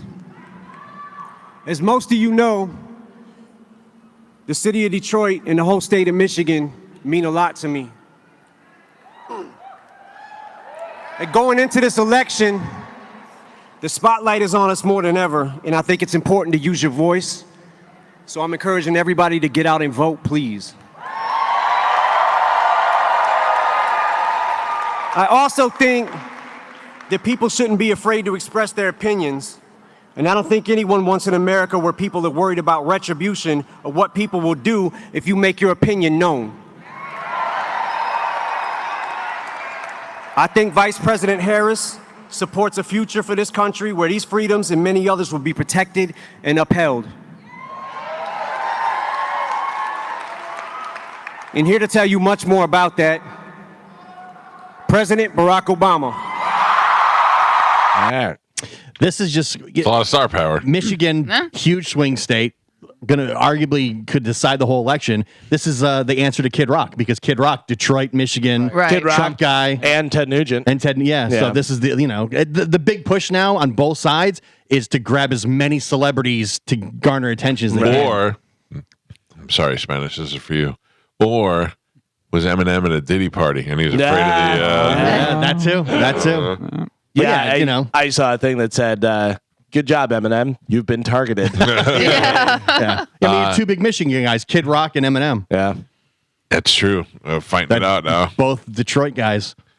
Was it Slater who was friends with Andy Davis? yes, It was, right? yeah. I miss Slater. The B stands for what? Beehive. And Bradford Davis. Bradford. Oh. I cannot find Rock Me Amby Davis on the internet. The internet is letting me down right now. that's Rock too Me bad. Amby Davis. Text Scott Shannon. He probably has it. Yeah. He's probably got it on I'm sure he cart. Waiting. More political stuff. Do you know people are putting Apple AirTags on their political signs now? So They whenever should. people steal them, they can find. Dude, that one guy that set up the electrical thing to the sign, and whenever people try and steal it and they get shocked, was one of the greatest things in the world. It was a Trump sign. Yeah. The video of the guy taking Harris Waltz signs and putting them in people's yards that don't want them is great. yeah. I'm just going to put this here. No, you're not. Yeah, I got it. Don't worry about it. Oh, that's funny. It's wild. Hockey last night. Brandon Hagel had 3 goals for his second career hat trick. Victor Hedman had 2 goals. Anthony Cirelli had 4 assists as the Tampa Bay Lightning beat Jesus. the New Jersey Devils 8-5 last night. Usually if it's 8-something, it's 8-1 or 8-0. 8-5. That was a battle. Wasn't it all in the third period too? Because I thought it was like 2-3 at the second period. Yeah, so the Devils came out and were leading, actually. Yeah, and then they just came back and just totally crushed. It was wild. The Lightning have a day off before Minnesota Wild come to Tampa to play the Lightning. That's happening Thursday night, 7 p.m. right here at Amalie Arena. You can listen to it right here on 102.5 The Bone. Yeah, but great game. Great game for those guys last night. They're having a great start to the season. Yeah. It's been awesome. LeBron James and his rookie son, Bronny, made history last night being the first father and son duo to play together in the NBA. Yeah, I saw it. It was not, I don't know. I wasn't emotionally moved by it for somebody who's such a big father-son guy. It's kind of cool, I thought. Yeah, it's kind of cool, but it's so forced. It's just, Yeah. the kid's not good enough to be there. And his father made sure he's on the team. And it's, I would do the same for my son. Yeah, exactly. Any father would do that for their kid. I know, but now the kid has to live with that of being on a team that he doesn't really deserve to be on, only because his father got him on. Yeah, I mean, You think he cares? Yes. When his paycheck comes in? I don't know. The kid's already rich. I don't know if he's good or not. I haven't watched it to know. He's decent, but it's definitely his father. Right. So would he not be in the NBA if not for Probably his not. dad? It's funny because he was like on the McDonald's All-American team, this and that, whatever. But was that because of his father? Like, because was LeBron all James' of this, kid. Yeah. all of this stuff because of his father? and Because I stuff. remember Jordan's kid was like, he played college basketball and he never made the NBA. He stunk. Yeah. And he was only like 6'1", I think, Yeah. or whatever. Because he wound up playing in like a under 6'3" league or some weird thing. Dude, if I'm Michael Jordan's kid, I never touch a basketball. Right? Yeah, there's a lot of those things. And they were talking about that last night, Bronny, whether he was good or not, and this and that. They said, listen, he's never going to be LeBron James. Right. That's just straight up a fact. You're never going to be LeBron James. Who's the father-son or mother-daughter team that both panned out? Well, they were there last night. Oh, who? Ken Griffey Jr. Oh, that's true. Yeah, they were there last night as But Ken Griffey Jr. way better than Ken Griffey. Yeah. I would say right now, Marvin Harrison Jr., he's very good. Patrick Mahomes. His father played. Yeah. His father played baseball, right? Yeah, but baseball. again, another one. The son outdo the father. I'm talking about the father that was so great. Like Tom Hanks is a great actor, and his son is an okay actor. Like he may be a great actor, he's but good. he's okay. He's but not. He'll never be Tom Hanks. Right. He's not leading man. He's not making these huge films and stuff. But he is good, and he's in a lot of good movies. But yeah, I know. Derek Brooks' son played at Florida State, and he's not his dad. Right, and that is already working against you. Even if you're a good enough college player to play in college, the fact that you have your dad lingering out there is, it's something you want to strive towards. But Bill Walton, Luke Walton plays. They both played. It's so weird to me now that I'm to the age where I watched entire careers of like football players, and now I'm watching their kids. Oh yeah, Michael Pittman Jr. is playing. My dad told me that a long time ago. So weird to me. You know you're getting old whenever you see these guys' sons started playing. And I was like, oh, I didn't realize at the time, but now I see that, and I'm like, that's. I remember Marvin Harrison like being drafted and going, like getting in the league, and now his kids playing. Who's the biggest, best duo of father and son that both played good? I mean, Ken Griffey was a good baseball player, but he was nowhere near as good as Ken Griffey Jr. Right. Antoine Winfield, his dad played. Yeah, but again, Junior. His dad was good. Yeah, but Junior's good, but he's not. He's the highest paid safety in the league. Yeah, he's like I was saying. He's perfect for what that is. Let me see the phones are. Mike Calta Show. Good morning. Hello, Carmen. They're on. Okay. Hello. Mike Calta Show. Good morning. Yes. Hello. Yeah, they'll lose.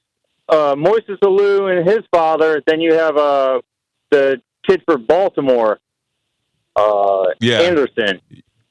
Yeah, the Alous were a family that would play. But I'm talking about specifically like Jordan and Jordan Jr. The next Deion Sanders and his son. If he pans out. But Shador is right now. No, he's not great. He's probably going to be the number 1 draft pick next year. Yeah, but you think so? Yeah. You think he's going to be number 1? Yeah. He's not great. He has a lot of NIL deals, but I feel like that's all because of his dad. He'll be top 3.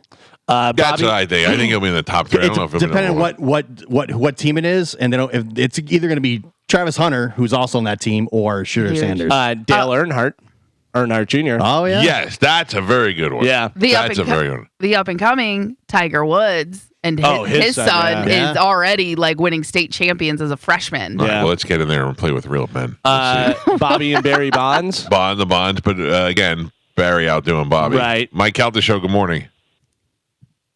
The Manning for New Orleans. Sure, you had Archie. Yeah, of course you. Yeah, that's good. Yep. You get 3 Hall of Famers. Yeah, the most of them. 3 because the young one, Archie, the young Archie. Yeah, he's the nephew of Peyton and Eli. He's Cooper's kid. Yeah, Cooper, but he's good too. Cecil Fielder, Prince Fielder. Oh yeah, Mike Calta Show, hello. Hey, Carmen said Tiger Woods, but I was also thinking about Martin Gramatica and his son. Oh yeah, that's very good. Fun. That's really good because that's a kid whose father was great, and this kid's on the projection. He's projecting to be better than Martin was. Mike Calta Show, hello. Cal Ripken Jr. and Senior. Yeah, but again, Junior way better than Senior. But yeah, very, very good. I mean, look, there's a bunch of names. Yeah, this is one. Obviously, the father way more, but did well. Whatever, Muhammad Ali and Layla Ali. Yeah, I mean, Muhammad was iconic and so huge, but Layla was a good boxer. There's so many I'm not getting. Mike Calta Show, hello. Good, Mike Calta Show, hello. I don't know what's going on. It says, everything looks normal. Yeah, hello? Hey, how about Keith Kachuk, Matthew Kachuk, and Brady Kachuk? That's true. They're playing at the same level right now. The kids are doing great right now, but Keith Kachuk was good. So there's a lot of them. There's just I'm Howie Long and his sons. He has 2 sons that both played in the NFL. Do they still play or no? I don't know if they still play. Yeah. Chris and Kyle. Interesting. I'm looking at a bunch of different ones on here that they have. McCaffrey. I didn't know McCaffrey's father played. Yeah, he played. He is Bobby Hull, Brett Hull. Yeah, that's true. True. I would have to say Dale Earnhardt and Dale Earnhardt Jr. is probably the best duo. I would say equal in success. Yeah. Howie Long and Chris Long. That's what. Yeah, Galvin said that. Yeah. You listen? But Chris Long, I don't even really know Chris Long. Says he won 2 Super Bowls and was the number 3 draft pick. Yeah. I don't know. Yeah, I never heard of him either. I was like, what? Frank Gore Sr., Frank Gore Jr. Yeah. Yeah, like there's a bunch of like the Marvin Harrison ones. There's a bunch of senior junior combos. I definitely knew Ed McCaffrey. But I'm talking about the one that was so good, and then the son came in and did better, like Dale Earnhardt Jr. Dale Earnhardt Jr. I think is the best example of that. Hank Williams Jr. That's not sports. Oh, all right. By the way, also, so making history was LeBron and Bronny. Making history last night was the Celtics. They made history as Boston tied the Milwaukee Bucks for the NBA record with 29 threes made in a single game. Wow. Jeez. Oh, it Take was that, WNBA. It was raining. It was crazy. The game, the Celtics missed 13 consecutive attempts at the end to try and break the record. So they were at 29. They could break the record. They were all let's do it. Let's do it. And they're just tossing up threes. There was like an air ball and stuff. And so they didn't do it. But so they tied the record. They didn't beat the record, but it was unbelievable. What's his name? Tatum had like, I want to say 7 or 8 threes in a game. It was ridiculous. It was unbelievable. Celtics absolutely blew out the Knicks. I missed the W. I missed the W. You should try the regular NBA. You may like them. I got to find a player that I can, I like. Okay, well, we can figure something out. Few. I'm open to it. There's some that look like WNBA. Maybe I'll be a little Bronny fan. Yeah, maybe. Congratulations to Chicago. My kind of town, Chicago is. Especially if you're a rat. Chicago is America's rattiest city for a decade. Really? Yeah. Orkin's annual list. More than New Orleans. Most rat-infested cities. Well, those are those nutrias. So I don't know if those are considered rats or a different, they're rodent, definitely, whatever. But Chicago at the top of the list for the 10th year in a row. Wow. So it goes Chicago, then what? It's got to be New York. New Orleans. No. New York's number 3. There's a number 2. Well, the city that I saw the most rats when I was walking around was Washington, D.C. Yeah, that's not it. But D.C.'s number 5. Yeah. Philly. In my entire time in New York, I only saw one rat the entire time I lived there. I didn't see any rats when I was there. And they're there. I know they're there. So Washington, I saw them everywhere. Number 1, 10 years in a row is Chicago. Number 3 is Those New York. are politicians, Hey. Joe. Hey. Number 3 is New York. Number 5 is D.C. So you're missing 2 and 4. Did we say New Orleans? Yeah, New Orleans? 3 No. times. Okay, sorry. Philadelphia. No. Boston. L.A. is number 2. Okay. You wouldn't think L.A., but it's All the big, homeless a lot of- people. and then, speaking of homeless people, number 4, San Francisco. Ugh. Yeah, D.C. and then when I was in New Orleans, you see rats all the time. If I could look at an X-ray of New York City and see all the rats, I don't think I'd ever go there again. Oh, yeah. I saw I think we talked about it. They have the rat tours. Where you pay and they'll take you on a tour and you find places where like huge populations of rats are No, thank you. in New York City. Yeah, who wants to do that? A ton of people are doing it. Oh, let's give us. That's what you do. You're like, oh, we're in the big city. Let's go find the rats. No. What? Yeah, they Who have rat. does that? They have rat tours. Google it. Oh, I Are believe you trying to say Ratatouille? Ratish. Sounds delicious. Hey, can I just point that out, Disney guy, that Ratatouille, very underrated Disney movie. Great I love that movie. Oh yeah, Is that a Disney movie? Yeah. they have a whole. They have a ride based on it at Epcot. Do you know what Rat King is? Yeah. Rat King is a, yes, I do know. It's a Rat documentary. King was No, a character in Teenage Mutant Ninja Turtles. It's a ball of like 1,000 rats Oh, yeah. together. They're all and then- tangled together. Their tails all get tangled together, and they call it a Rat King. You know what you do with that? You just throw an M80 at it. Yeah. One of the scariest things ever was a book that I read by Dean Koontz called TikTok. And it was a guy who could stop time. And there was a cop that figured out that this guy could stop time and he was doing stuff and he was chasing him. And he said that the guy went down the alley and the guy was in like an old trench coat, like looked like a homeless guy, whatever, a big beard and everything, and cornered him, got him down the alley. And the guy turned and spun and turned into a pile of rats. And they all Oh ran yeah, away. I think you might have told me that. Yeah. It was, like reading that, I was like, oh, that'd be so scary. Like you got this guy cornered and then he just goes and turns into rats and runs away. That'd be so freaky. So can I throw something out to you that we were talking about yesterday? Sure. And see what you think. Hear me out on this. Okay. First. I think it's a pretty good idea.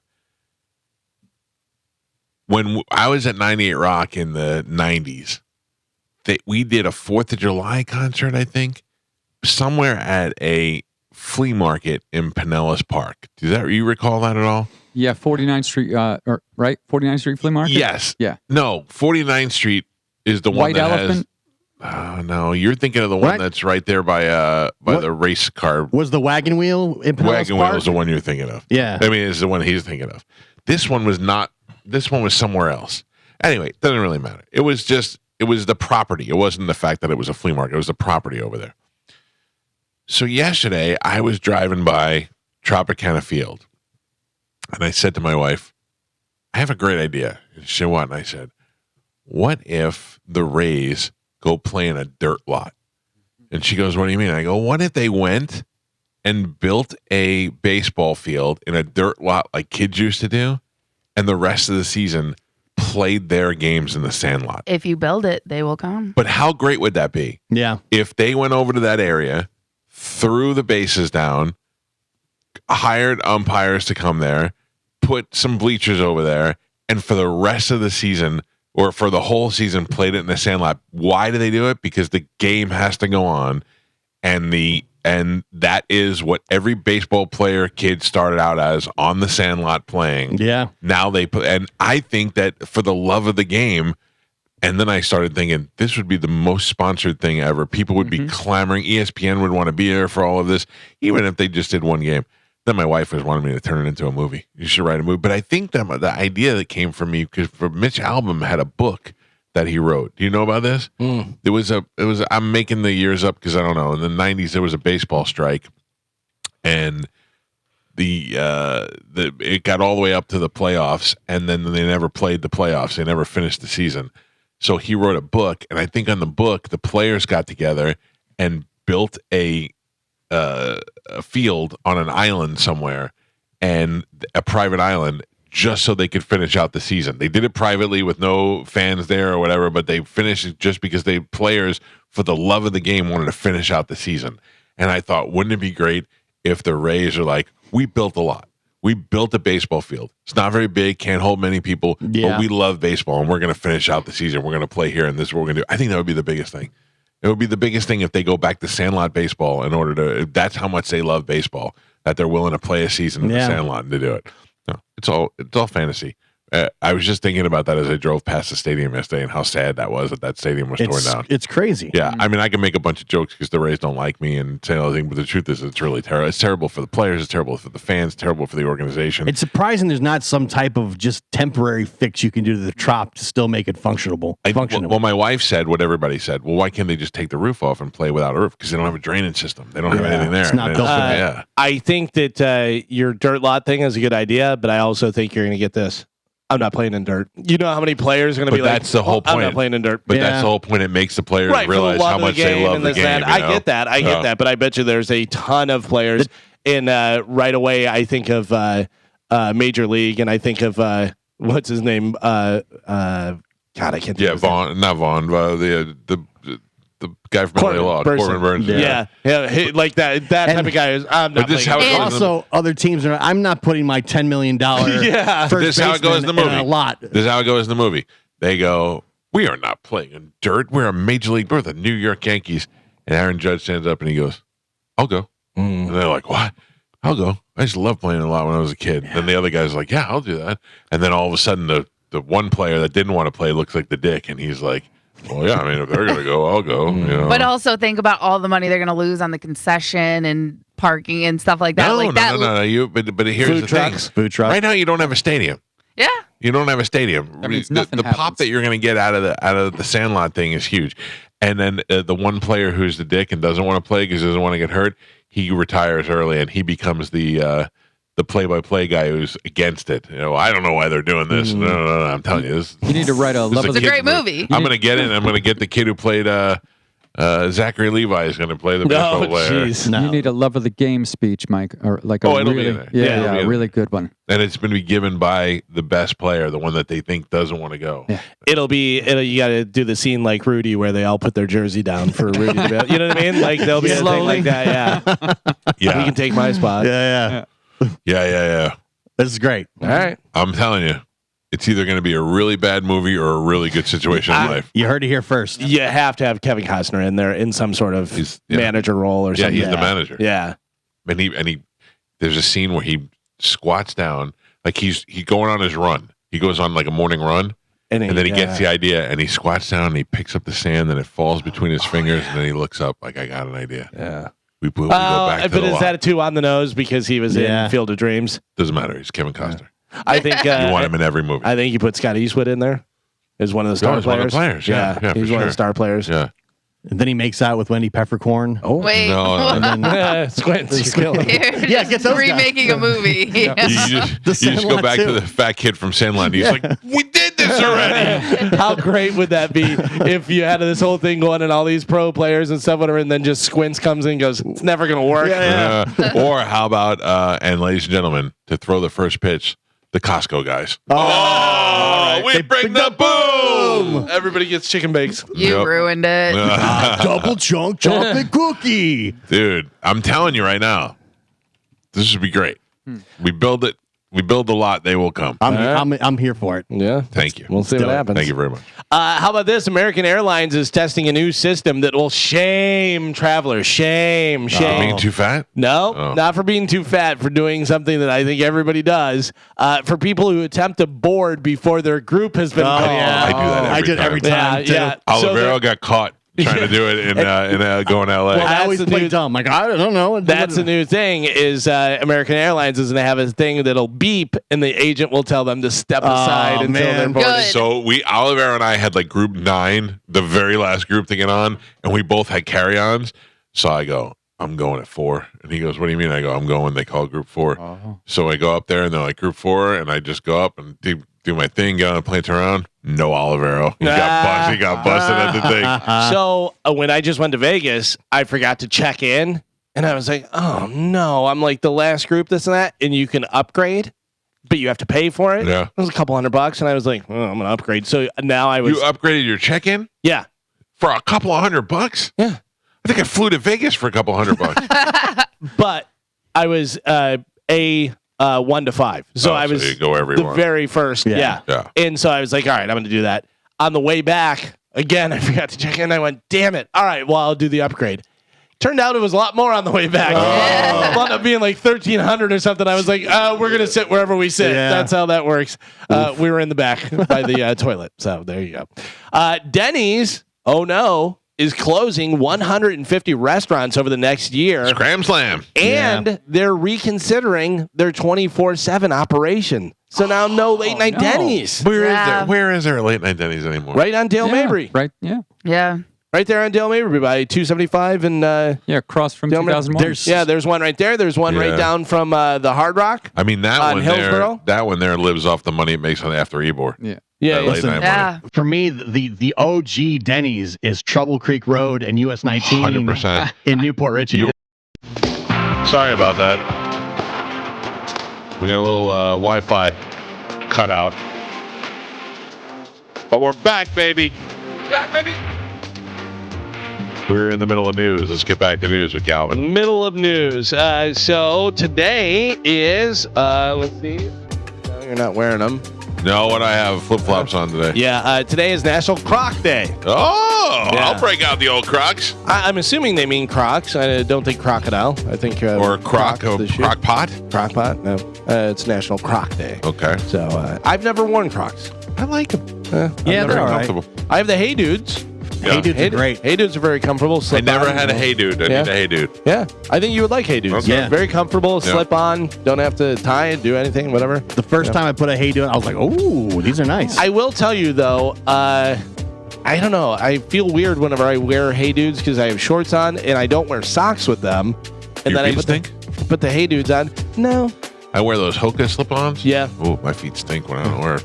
I have some New Balance slip-on. Now, do those Hoka slip-ons, they just don't have shoelaces. They have a back on them? Yes. So I have some New Balance ones that I found out from my wife are called mules.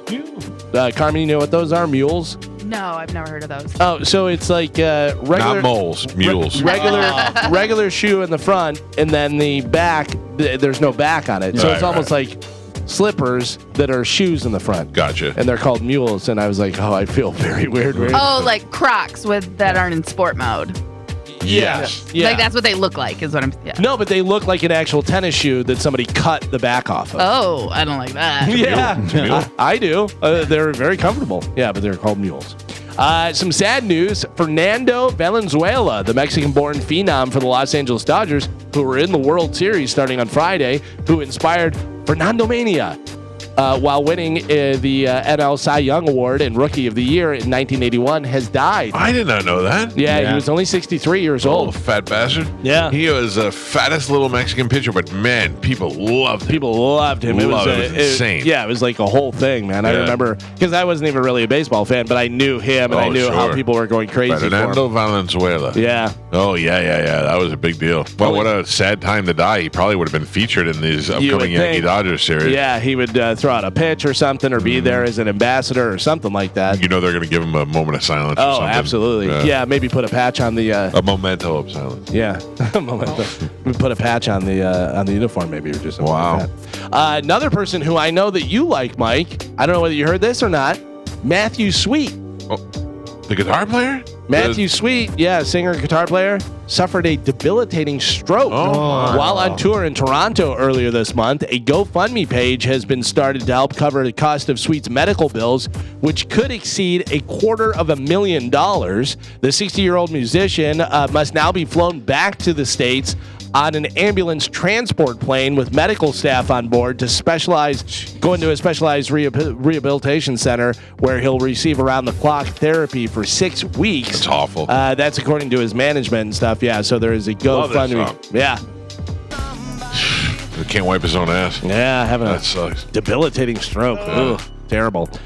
So you can just Google Matthew Sweet GoFundMe if you care that much. And I don't know that there's only one celebrity, pseudo-celebrity, I don't know how you say it, that I've ever given money to a GoFundMe. Who is that?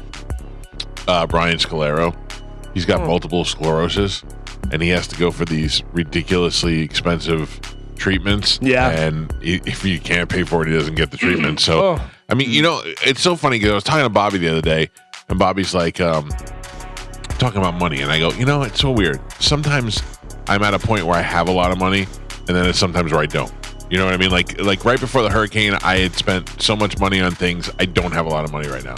But that's how I feel like when I see Brian Scalero's GoFundMe. I'm like, right now I have a lot of money, so I'm going to give him some money. I feel like, but I mean, I don't know. I know Brian. I don't know Matthew Sweet, so I couldn't care less. I would like to thank the Celtics because right now I have a lot of money because of the Celtics game last night. There you go. It was so close, by the way, with the Lightning last night. I had a few different things, but for the first game this season, Kucherov didn't have over 3.5 shots on goal. He only had 3. Wild. Yeah, I took the over for over 6 for total points. I had the Lightning over 2.5, and I had Kucherov, but you can't be mad at him. Plan to keep Ray's local Tropicana Field cannot be used next season officially. Is that what it says? I don't have my glasses. Yeah, plan to keep. Yeah. So now Fox 13's on right now, and they're looking at some possible places where the Rays can play next season, including the Tiger Stadium, the Philly Stadium, the Blue Jays, the Pirates. I'm telling you, Big Dick texted me. It was the Wagon Wheel Flea Market, Joe. Oh, that's it. The Wagon Wheel, and that's where we used to do it. And I bet you that property is still there. You put a sand lot out there. You throw some bleachers on there, and that'll be the hottest ticket in town. Dirt.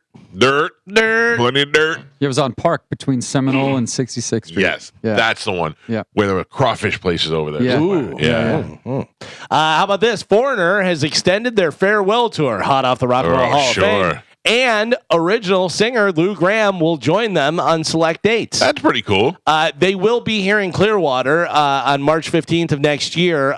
Doesn't say which dates Lou Gramm will be on, so I think he's going to pop up on some different shows. Sound? They may let us know. Yeah, going to be at the Sound over in Clearwater on March 15th next year, along with 38 Special. Oh, that's a good show. Yeah, so Foreigner and 38 Special. That'll be a great show. Definitely, I will definitely be out there. I love Foreigner. I know you do. You wearing a Foreigner shirt today. I didn't even realize it. At first, I thought it was Fantastic Four, and I was like, look at this guy. How dare you?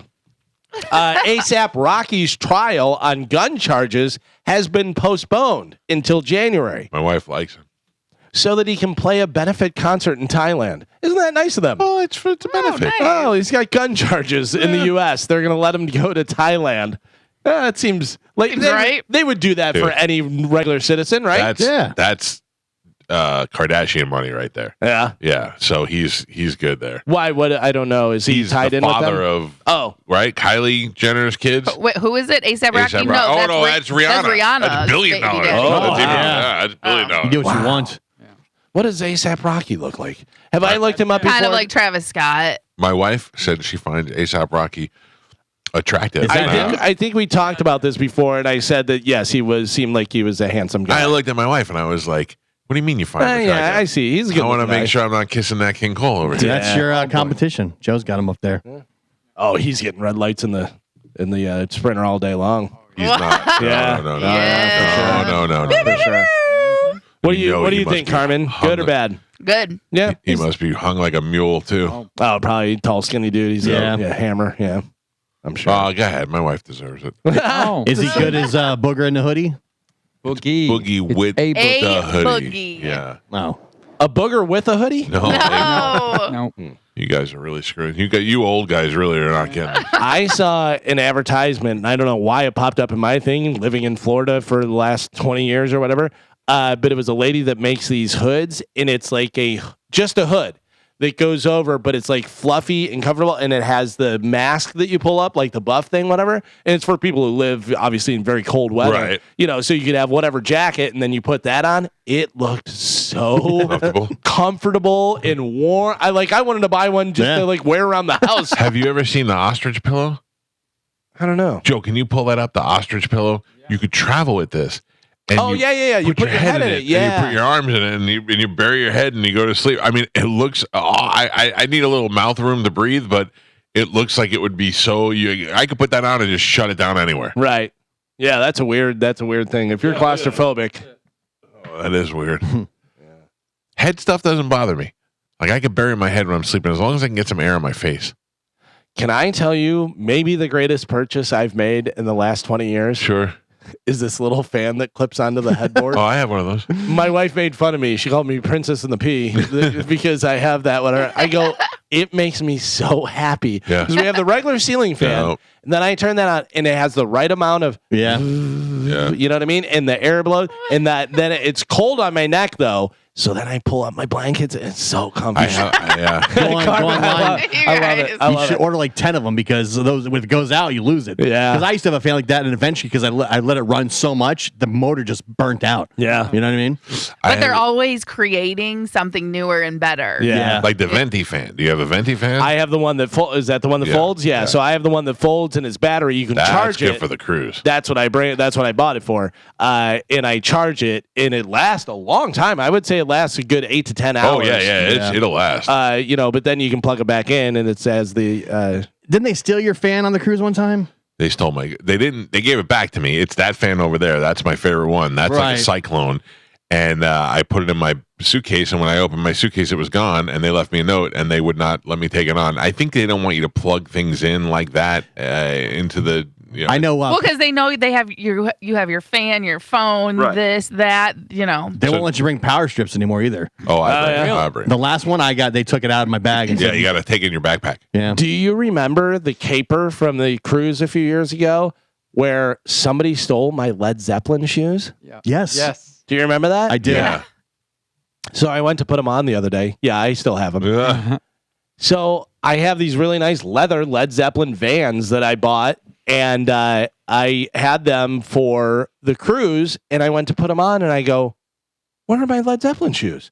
My wife's like, "Did you pack them?" I go, 100% I packed them. I had them. I wore them earlier, and I was going to wear them, and I'm like so confused, whatever. And then I looked everywhere in the room. So I'm like, well, I got to call security. I got to let them know somebody stole those shoes. Stole your Led Zeppelin shoes. So I call security. No lie, at one point there was at least 8 people in my room. We're all looking for them, looking everywhere. And they go, "Did you look here?" I go, "You can look wherever you want. I only have my suitcase over there. Let's look everywhere." Everybody's looking everywhere. This guy's got a badge on. This lady has a flashlight. She's taking notes. Everybody's talking to everybody else. They're doing walkie-talkie stuff. We can't find them. So they go, "Okay, we'll write up a report and we'll do the thing, whatever." And I was like, "All right, well, I don't know what's going to happen, whether they're going to reimburse me, and then I have to try and find them again now." So then, we go through the cruise, and I'm like, I'll figure out what happens. We go to leave, and we go to pack, and I pick up a shirt off the closet, and my shoes are right there. Oh boy! Like all of us were in there. All of us were in there. Yeah. Nobody moved the shirt. And I called them and I said, "Hey, just so you know, I found my shoes. I apologize, whatever." They're like, "Okay, no big deal." But I went to put those shoes on the other day. I said to my wife, I go, "Remember when somebody stole these but didn't actually steal them?" The great Led Zeppelin shoe caper. It was. Well, I was like, "Where are my shoes?" Now let me say this: Galvin has Led Zeppelin shoes. Yeah, fine. Cool. Galvin loves Led Zeppelin. Led Zeppelin's the greatest rock and roll band. If I came in and I was like, I got a pair of Pearl Jam slippers, you guys would murder me. 100%. Murder me. I don't think I would, depending on what they looked like. Right. I think it depends on what they look like because you and your wife bought me the Led Zeppelin high tops. Right. The Vans ones. They were very cool. Which I bought the low ones because they sold out of the high tops immediately. And so I bought the other ones, but I love those and I wear them all the time and they're very cool. But every once in a while, I'll be wearing my Led Zeppelin shoes, a Led Zeppelin T-shirt. Oh, you play for the team? And I have my Led Zeppelin knuckle tattoos, and I'm like, it's too much. Like, I know it's too much. You're in the band. Yeah. I know it's too much. I'm going to wear my Limp Bizkit Crocs tomorrow. Do it. Just to show you guys. One day, there was this time when we did afternoons where I had 50 Yankee T-shirts. They were just the same thing. They were blue shirts with the NY and a different number on the back. And I would just grab one every day and just go on the way. No matter what I did in the morning, I'd grab before I left. I just put a T-shirt on and go. One day I was wearing a Yankee hat and I didn't realize it. And I wore the shirt and I walked in and John Brennan looked at me and goes, "Whoa!" I go, "What?" He goes, "You on the team now?" Yeah. What a dick. I saw the other day, obviously with the World Series coming up, there was a guy and he was asking different fans and stuff. And he had this kid that looked like he was about 18 and he was going through the numbers, retired Yankee numbers. Do you think if I gave you the number, could you tell me the retired player? Probably. Number 1. Billy Martin. Billy Martin. Number 2. Ooh, Derek Jeter. Derek Jeter. Number 3. Babe Ruth. Number 4. Lou Gehrig. Number 5. Joe DiMaggio. Number 6. Ooh. Oh. I'll give you a hint. All right. Manager. Casey Stengel. No. Joe Torre. Torre. Yeah. Number 7. 7 is Mickey Mantle. Mickey Mantle. These are retired, so nobody can have these Retired numbers for the Yankees. Yeah, there's a lot of them. Number 8. Yogi Berra. Also number 8. There's 2 number 8s that were retired. What? This one may be a lot more difficult. This is probably the most difficult one off of this list. If you want to think about it, we'll come back to it. Okay. So think about the other number 8. All right. Number 9. Number 9. It's not Greg Nettles, although he wore number 9 when I was a kid. Number 9. Controversy. Batting controversy. Yeah. Ooh, now you throw me off. Home runs. Oh, number 9 is Roger Maris. Roger Maris. Yeah. Number 10.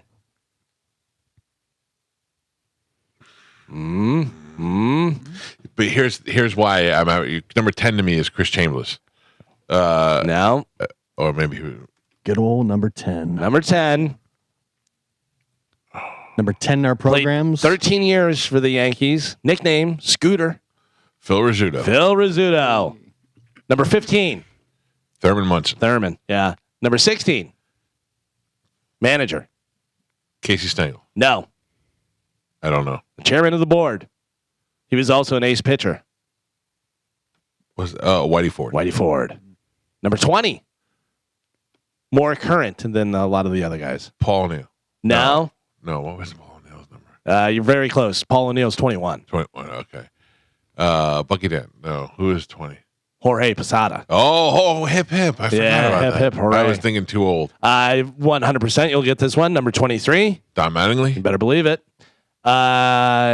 Number 32. This one I do not know. I wouldn't have known this one. How do the current Yankees even play? Do they have numbers? Howard? Yeah. Elson Howard? Yeah, very good. This one you've said before, and it's right now, number 37. Casey Stengel, yeah. Number 42.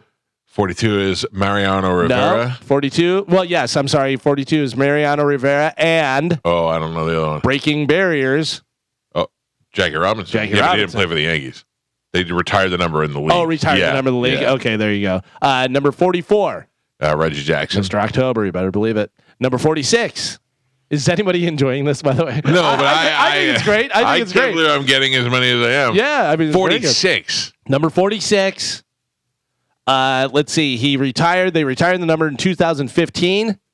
He was a Andy Pettit. Yep, there you go. Number 49 is Ron Guidry. Yep, Guidry, very nice. Number 51.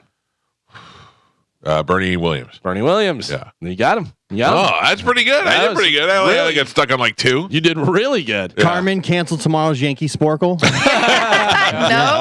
Find a new one. That's a lot of numbers to be That's to a be lot of retired. retired numbers, yeah. Somebody's going to have to be number 247 in the next 5 years. That's why Judge is 99. Yeah. Jeez.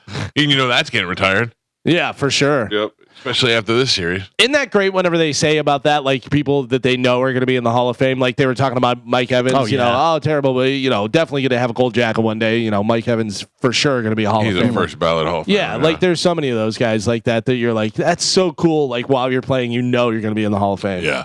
Yeah, you play at that level right out of the gate. Morgan Wallen's One Night at a Time tour is the highest grossing country tour of all time. I mean, if we ever had ratings problems, the key is to say the N-word. I think so. Over the past 2 years, his tour saw over 3.1 million fans, and that was in 87 shows across 10 countries on 3 different continents. Wow. That's crazy. And didn't win The Voice. Yeah. How hilarious is that? When it's great. These shows, they come into town, they do like 3 nights at a stadium. That's crazy. It is unbelievable. It's really there's impressive. a small part of the group that'll go 3 nights in a row. Yeah. Did you see that thing? I heard Mo talking about it this weekend that Chrissy Hine and the Pretenders put out. No. Where they were like, stop following us. Following. They wrote a letter to their fans. Oh, and they said, listen, we appreciate you and your being fans and your dedication, but following us from city to city is taking away from other cities. How many people are following them from city to city? For the Pretenders, nobody. But several people reposted that in the Pearl Jam groups on Facebook and said, please take note of this. I mean, the average fans can't go see a show. Yeah. I mean, if I thought I was going to go see Pearl Jam, they haven't played here. The last time I went to see Pearl Jam in Tampa, I went with Dinah. And we were doing afternoons. We went after we got off the air. We ran over there to the show. But okay. So Pearl Jam is playing places that hold how many people? A lot. 20,000? 50,000? No, yeah. They're playing Madison Square Garden. So, okay. Yeah, 30,000. How many people do you think at each show are traveling to go there? A lot. Pearl Jam 5 to 10,000? Maybe half the 5,000. Oh, yeah. Really? Yeah, but dude, there's a lot. I mean, they're maybe not going to every show, but it's one of those things like Dave Matthews is how many shows have you been to? How many shows this tour have you been to? Yeah. They're one of those bands. Now, I don't know that the Pretenders are having that problem. That's why trying to get tickets out in Vegas is so difficult because people are all out there for different things. It's destination. Yeah. Very easy for me to go if I wanted to get tickets to go see them in Kentucky as opposed to go seeing them in Chicago. You know? Yeah, I get that. Which I don't mind. I'd fly out to a place. I love going to places I've never been before. Let me know if you need any tickets to go see Michael Monroe in Las Vegas. Turns out I'm not going to be able I'd rather just go to a local drag show than see that. Anybody planning on wearing a Halloween costume this year? No. No? I hate Halloween. What about, do you think it would be seen as offensive or politically incorrect? Someone polled over 1,000 Americans and asked if various things are still acceptable in 2024. Oh. Think of how fast things change. So here are the results. Can a woman dress as a man? Yes. That's offensive. Yeah. To who? I'd be careful. I don't know. I'm a man. I'm not offended. So 69%, the majority, said yes, that's still okay for a woman to dress as a man. 19% said no. 11% said, I'm not sure. Yeah. I think it's okay, but I think because we have... I am blanking right now so hard that I don't want to say the wrong word. Do please say the wrong word. No, I'm not. You're not getting me. No, you got this. You got the word. Yeah, you know. You can do it. Say the word. Carmen.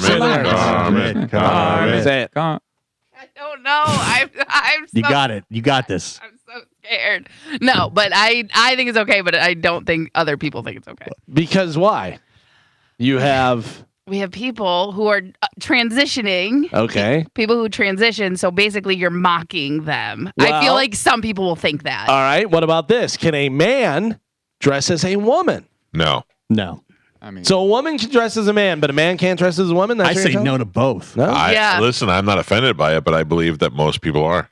Yeah. 65% say yes, that they can. 23% say no. So it's less than woman as man as woman is less. It doesn't bother me because it's a costume, but the internet, man, your pictures go to weird places sometimes. And they stay there for a long time. Yeah. 10 years from now, a lot of stuff changes. You know, ask anybody who had stuff out 10 years ago that they're like, yeah, that was 10 years ago, but I guess you guys are still holding me to that same standard. Can a non-Native American dress as a Native American? No. I mean, look, I wouldn't be offended by any of these things. But I'm talking about, majority, society. what you think society is saying. I think society says, yes, that's offensive. Yeah, Think about all the teams that had to change their names because of it. No, but they had, it wasn't, you're talking about Guardians. the Guardians and the Indians, but the other one, the Redskins, was pretty much. Yeah. But that's like, if we had a team called the Brownskins, you would understand that a little bit better. Listen, I went to a high school and our name was the Redskins. And we ended up changing it. That makes so much sense. What? Barb. What's that, Barb? Barb was like, you better keep that. 52% say that it's okay for non-Native American to dress as a Native American. 30% very high. say definitely not. 30% say definitely not. Can a child dress up in a cultural costume if it's not part of their culture?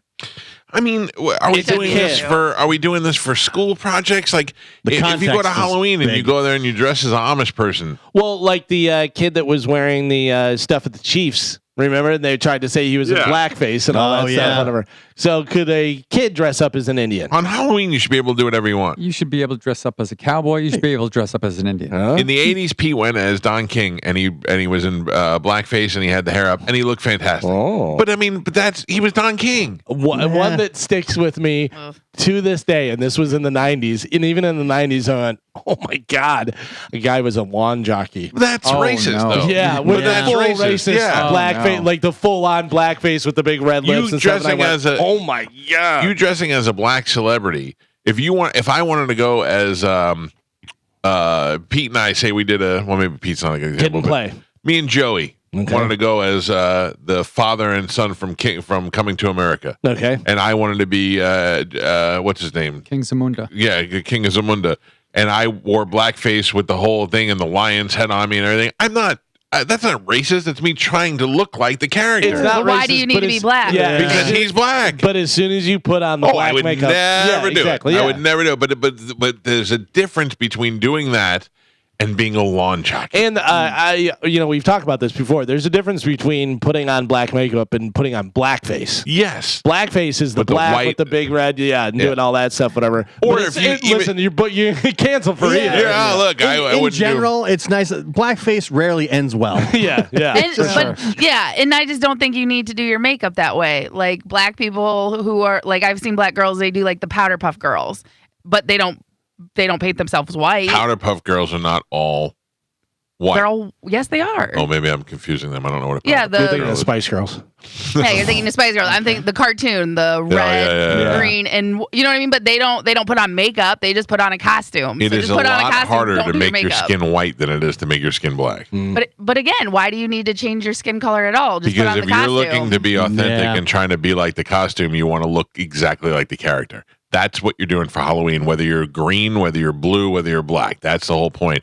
If you do a black character and you accentuate the lips or you do something with the hair, then you're being a jerk off. Then you're trying to do something racist.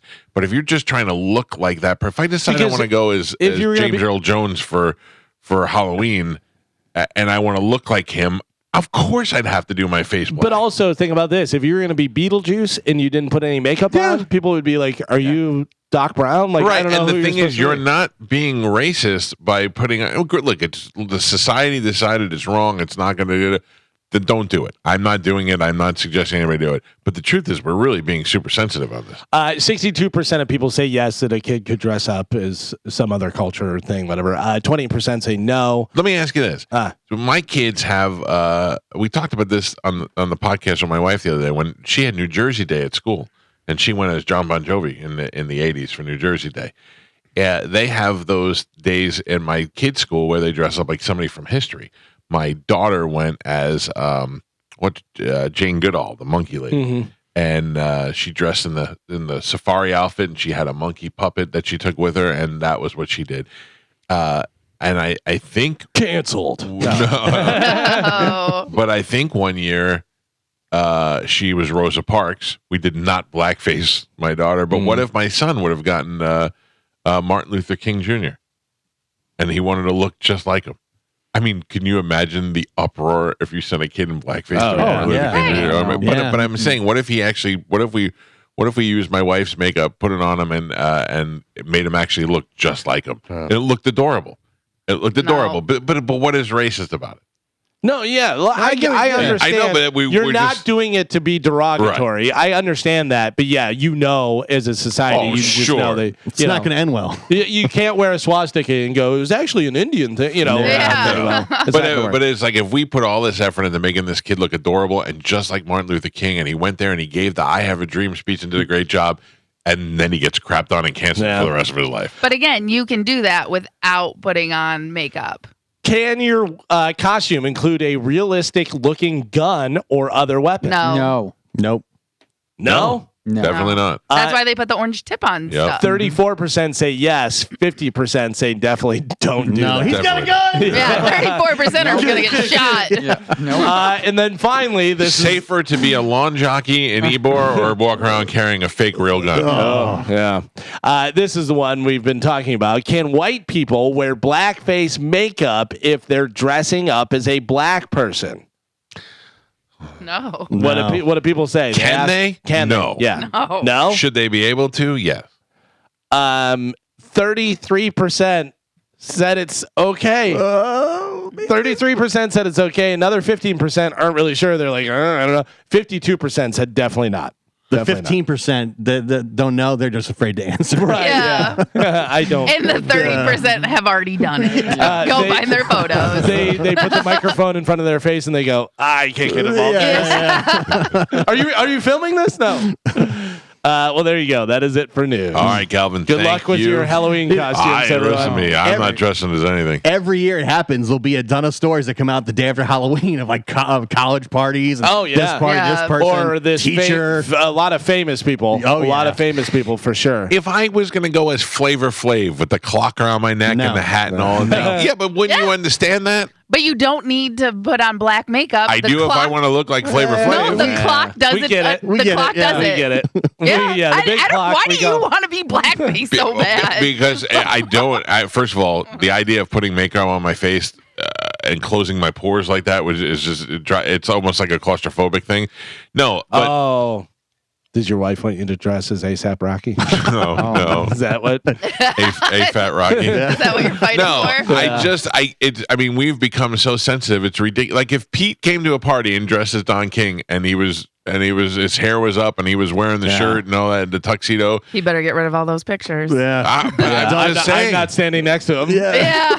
But because you think it's wrong or because you're afraid? Oh no, because I don't want to be involved. Right, because you're afraid of getting in trouble, not because you really think it's wrong. Carmen, you really think it's wrong, or I don't think you need to do makeup. I don't think if you think it's racist to do makeup. I don't think it's racist, but I just don't think it's necessary. And I think because of the history of doing blackface, of where that stems from. If I said to you, you're going to be Jennifer Hudson for Halloween, what do you do? Hold on. Jennifer Hudson, what? She's black. I know, but I'm trying to think of what show she's on. American Idol. She was on American Idol. Right. I would you could wear like a dress, hold a microphone, and then have a sign that says American Idol. Yeah. But now she's on The Voice, so I could do like the chair, the red chair, and then I would wear one of the outfits that she had. Boom. Hey, and people are like, "What are you supposed to be, Gwen Stefani?" Yeah. No, because I wouldn't have blonde hair. I would change my hair color. Oh, racist! That's not racist. Right. I can change my hair color on any. Just not your face, though. On my skin color. Why would you change your hair color? Because Gwen Stefani has blonde hair. Right. So why would Jennifer Hudson doesn't? Right. So you're saying you would change your hair color to try and look like Jennifer Hudson. But you can't understand changing your skin color to try and look like Jennifer. But Hudson. I'm also saying I would do I would just do a different hairstyle too. Like I'm just Listen, go be blackface. No, I don't want to. I'm Stop not trying to make me racist. Yeah. You are. You're the one who. Yeah, you're the one who wants to be blackface. I don't. I don't know how that makes me the bad person. I don't want to be blackface. You're really fighting hard for it. Seems like it. Yeah. I will be the king of Zamunda. Wow. I just don't want to do it. I'm not coming to your party. Hate Halloween, and I have no. If I was going, because they won't let you do blackface anymore. Halloween's ruined for you. Since they took away not fun anymore. Just not the same. If I was going as anything for Halloween this year, I'd go as Jelly Roll. I would just get a Sharpie on my face. That's a good one. Put on a long coat and be like, "Hello, everybody. I'm Jelly Roll." That's good. Yeah, thank you. That's all I would do, and I have no interest in going to any Halloween parties. My neighbors had a Halloween party this weekend. I would have gone to that if Amanda was around. Your neighbors had what? A Halloween party? This weekend? This last past weekend? Yeah. Oh, come on. That's too early. Too early. That's way too early. I would have shut that down. Actually, no, that's okay because then a lot of Halloween parties happen this weekend. Yeah, because it's last weekend and this weekend. Yeah. This weekend makes more sense. Sure, but maybe Halloween is next Thursday. So this is the last weekend before Halloween. Right. Yeah. So you can't do it the next weekend because then we're in November and that's weird. Yeah. Yeah. So that's it. Well, anyway. How did your blackface go over? I went as my neighbor, Black Troy. No. Was it a hit? Yeah. No, I did not. I did not go. I was not here. Please, and my wife photos. was. And, I hate you people. All right, let's take a break. They're showing a place that's making food for meal distributions. Okay, talk slower. Yeah, they're making them like in those giant, almost looks like a giant wok. And it's so big that they have to stir the food with a shovel. Yeah. We used to do that in my fraternity when I was in Miami. We used to make giant paella and sell it for like $2 for charity. It was pretty cool. But we'd stir everything with an oar from a canoe. I'm sure it was really clean too. Oh, it's brand new. Brand new. No, we go buy a new oar for each one. All right. Yeah. All right, let's take a break. It's the Mike Calta Show. This is 102.5 The Bone. So I stopped this morning and got some tea. I didn't make tea at home. And then I was like, I should have made tea at home. And he walks dogs on the weekend. So I got some tea. Like hot tea? Yeah. Hot tea. Green tea. And I usually drink it with some honey, but I don't have any honey. So I'm forcing myself to just drink plain green tea. Yeah. Not delicious. It's not great, but it's not terrible. And I feel like if I do it like 3 times, I'll just be able to do it. Not that honey's bad for you. When do you get hot tea in the morning? I actually stopped at the Circle K and I was like, "Do you guys have hot tea?" And she goes, "Not a great selection, but we do because they just have the hot water for the coffee, and then they have the tea bags there. They have it at Wawa. Wawa actually has the little Heinz honey packets. Yep. You know, but that's probably all sugar. I like to get the local honey and do that. But speaking of Wawa, Joey got. I don't know. I'm a sucker though. Did I say Joey got a real wake up call yesterday? Yeah, about. Take my Apple Card away from him. Oh, why? Why? Because I have a $10,000 Apple Card bill. Well, whoa! It's not. What? It's over some time, but Can I get on that? Getting a little too carried away. Oh, Wawa Carmen wants on your Apple. Yeah. Please. Yo, listen. No. The answer is no. Was it the pizza? They took one slice and then it got thrown away. Yeah, because I was going to ask about that. How did Hazel? Fair. She's fine. Yeah. She's a dog of the Joe, devil. no cleaning up at all? No, everything was fine this morning. My son came home with a pizza from the Monday Night Football game and left it on the counter 2 feet away from the refrigerator. Almost a whole pizza, ruined it. And instead of just saving it for the next day, he just left it on the counter. And then my dogs found it, and my dog Hazel ate the whole pizza. Which that's the first, not the first time. That's the first time it's happened, right? The first time a dog is. Well, Hazel, we don't really worry about because she can't really reach the counter, but Mabel can stand up like an adult. I know. I can't imagine. Like my dog, I have a Yorkie. It's a tiny little dog. I can't imagine having to like guard everything that a regular human can stand up and get. Crazy. Like I have to put everything in the center of the counter in the kitchen to keep it away from the dogs. So, so Joey uses my Apple Card on his phone for all his food purchases and all that stuff and gas and all the things that he pays for. And this is the one where he had a bottle service at the club for $400. Oh, yeah. Which he paid me back for. Yeah. He did. He said, look, I had to put $400 on there, but I have the money to pay you. I said, okay. Is he working anywhere right now or no? No, he's doing stuff. I know he's got his he's active. And he's doing right, but he is. I thought it would be a good idea to try and get him a job at Reverse Brand. I would like to see him work with another company because he wants to learn about that kind of stuff. Yeah. You know, so he was talking to them about that. So my wife was like, enough, time to limit the spending. So she got him a Wawa card so that he can get food and gas at Wawa. And that's it. She cut him out, man. Yeah. No more bottle service. No, I felt like I broke up with a 20-year-old girl last night. Like, she was like, what do you mean I can't use your credit cards anymore? Yeah. He was fine with it. He was like, okay, that's fine. And she goes, but you can get all your food, you can get all your gas, you can get anything you need there. And he's like, all right. So he has a Wawa card. Listen, let him know the Gobbler Bowl is back. So that is an option now at Wawa. You'd rather be Gobbler guy? No. I got to tell you, Wawa fantastic, but that's quite the downgrade from Apple Card to Wawa Card. Yeah. You're not getting bottle service on the Wawa card. Step back. Excuse me, do you take Wawa cards at this club? No? Okay. Well, I guess then put the Cristal back. Leave it to my son to figure out a way to put his club charges on a Wawa card. He'll trade somebody. I'll give you $400 in Wawa. Or he'll cash it. Yeah, Cash App and stuff. A junk jockey's hiring. Maybe I'll put him on the junk jockey payroll. For sure. That's a job. Yeah. Well, I think he's gonna start school in January. So. Okay. Yeah, I think he just took a semester off to get his crap together and. Is he still gonna stay in Tampa? I think so. I don't see there any reason for him to go to Tallahassee other than for me to spend more money. You know. Yeah. He was gonna go. Like my nephew Charlie went and did that TCC into FSU thing, and now he's at FSU. I don't think Joey makes it to FSU. Yeah. I just think he gets sucked into that whole party atmosphere and does all that stuff. Yeah. That's what happened to me. It's easy to do. Yeah. I mean, it's also, I'm being realistic. Yeah. You know what I mean? The kid has, I'm the same way. I mean, the kid has aspirations to do stuff in the entertainment world, and he's out with rappers every night and pushing his brand and all this stuff that he does. I don't really get it. It's not my thing, but it is his thing, and he's passionate about it. So I'm encouraging it. We'll see what happens. Sure, he'll be living here in the next 20 years. But he'll own the house. So how long before he gets the card back? The Wawa card? I didn't. Or the Apple card? I didn't take it from him. Right. So mom, here the Wawa card, but yeah. So now he has an Apple Card and a Wawa card. Oh, punishment. And you can only use the Sprinter where the guy drives you around 3 days a week. That's right. Yeah. Well, tonight we had a problem tonight. We almost had a problem. Why? Because he's like, hey, I need You have a blackface party you have to go to? No, I've never been to a blackface party. Come on now. That's not what you call them. wow. These are jokes stemming from the last break for those of you people just joining us. He said, I need the Sprinter. And I said, well, I'm sorry, I need the Sprinter. And he's like, for real? And I go, yeah. Oh, no. What are the kids saying? Oh, yeah.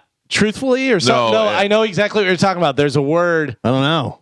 I get a lot of weird stuff in my house. It's something like truthful. Honestly, something like that. Real? No.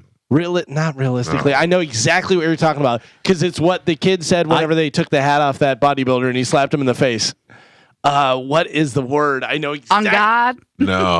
No. It's when it's like saying like for real. Yeah, but it's I get IRL sometimes. It's something like which is in real life. It's not honestly, but it's something like that. What is the word? Oh, we sound so old and out of touch. Yeah, but it's Well, it's gonna drive me nuts. I gotta find out. He's not awake. Oh, I'm not calling him. For real? Hello? Hey, you're live on the air. You're live on the air. Don't talk so. Don't be so aggressive. Oh, whoa. Hey, don't You're turn already the internet getting off. Exasperated like I wasn't going to answer. Don't turn the internet off again. Nice. Okay. We're just hanging out in here. What's the word that the kids say when you say something to them and they're like, for real? Hello? I don't know. Are you just researching the marijuana laws? No, that wasn't even the marijuana law. That was the abortion law that I sent you. What is like they say seriously, like something like that, like for serious? Gee, when I say something to you and you're like, for real, but what do you say instead of for real? Bro. Let me lower the TV for the love of God, will you? I get broed a lot at my house from my daughter. I'm in the middle of doing a show. The show pays for this TV in this house. I'm just being a person watching TV. You are a professional podcaster now. We got 2,000 views on our podcast. I have no. Let me talk to Juliana. Way to compare that to anything. Oh my God. She doesn't feel good right now. It's okay. It's fine. All right, hold on. Okay. Jay, come here. Daddy wants to talk to you. She said no. No, tell her for real. Bro. You have to. No, she still said no. What? Ask her, tell her, what is the word? You know what I'm talking about, right, Amanda? When you say something to them and they are like, for real, but in their language, they say... Actually. Yeah, that's what it is, actually. Oh, yeah, actually. Actually? Yeah. Actually? Okay, I'm done with that. Yep, damn it's it. Actually. I just found the Bradley Martin slaps the streamer. It's actually. The guy takes his hat and he slaps and he goes, damn, actually? Yeah. Actually? Yeah. That's what kids say now. Actually, yeah. Actually. So annoying. So I said to Joey, I need the Sprinter. And he goes, actually? And I go, yeah, actually, I paid for it. I own it. I own the whole thing. It's mine.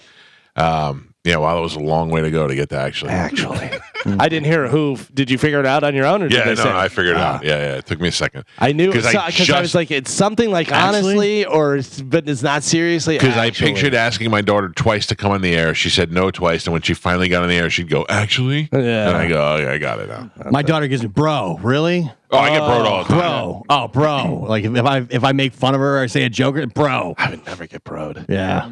I found out my daughter has a crush on somebody yesterday. Oh. Boogie with a hoodie? She's going to need the Sprinter for dates. No, stop.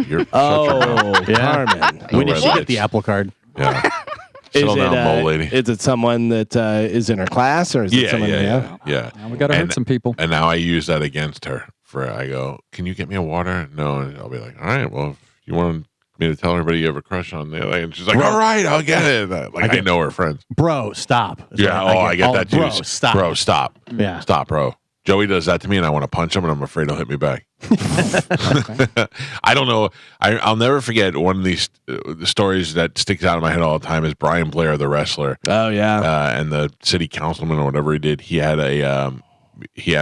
went to jail or something. He got in trouble. It was a 911 call. I can't remember the whole story. I'm giving out the wrong information, but what happened was his son came home allegedly drunk and was being belligerent, and they got into an argument, and Blair had to lock him up, put him in a headlock. And I thought that's such a tough position to be in because you don't want to hurt your own son, but you don't want him to hurt you. You don't want him to hurt himself. There's so you choke him out to try and put him down so that he, chills out a little bit. I could never do that. Also, I don't think I can physically do it, and I don't think I can do it emotionally. Yeah. It's tough for a father to have to do. So can I tell you that every Wednesday for the past, I don't know how many years I've been doing the open letter, and it's so funny because I never tell you what it is. I've never told you. I have no idea. No idea. Do you know how many times in conversation the topic of the open letter comes up? Really? Well, like part of the open letter. It happened so much. It just happened. Really? It just happened. You have an open letter to guys who had to choke out their kids? No, but it's an interesting thing about that. Yeah. An open letter to kids who order bottle service? Maybe. Apple cards? No. Why wait any longer? Ladies and gentlemen, it's time for a brand new open letter from Galvin. And now, an open letter from Galvin. This is an open letter to Mike Tyson. Oh. Dear Mike Tyson, seriously? Or should I say, seriously? So Mike Tyson is going to fight Jake Paul next month. Mike, the former heavyweight champion who is now 58 years old, is going to fight a 27-year-old. I can tell you that I was never heavyweight champion of the world. And I also never want to fight a 27-year-old. Like, that sounds like the worst age of a person you can fight. If you said 21, I still don't want to fight them. But maybe I get lucky and I get one of those 21-year-old dudes that looks like he could wear his girlfriend's jeans. But a 27-year-old sounds like prime ass-whooping 50-something-year-old guy.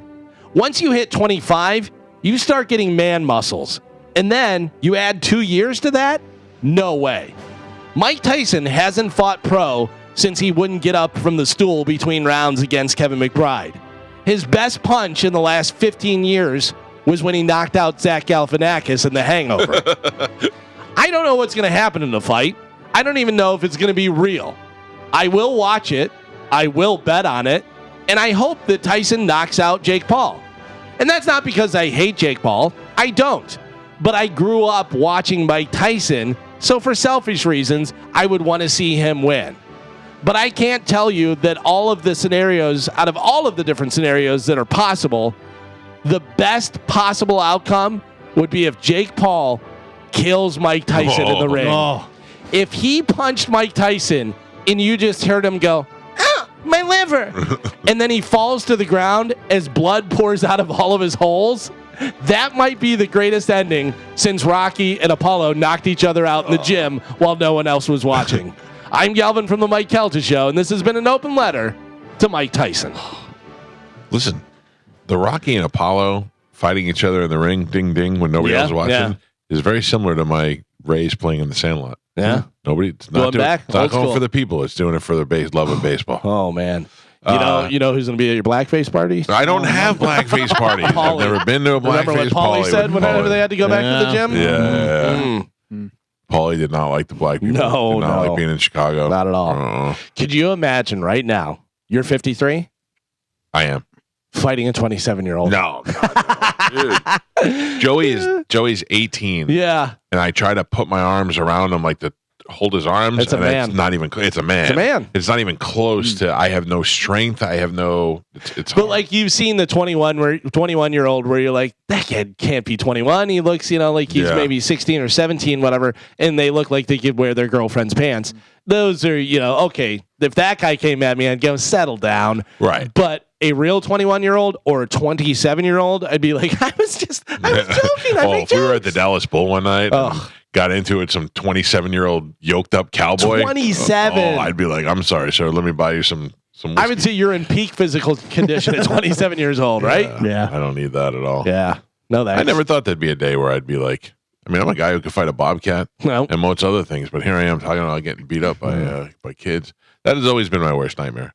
Because I knew in high school I could beat up a lot of adults, and I knew that someday that would come back at me. Yeah. That when I was an adult, I'd get my ass kicked by a high schooler.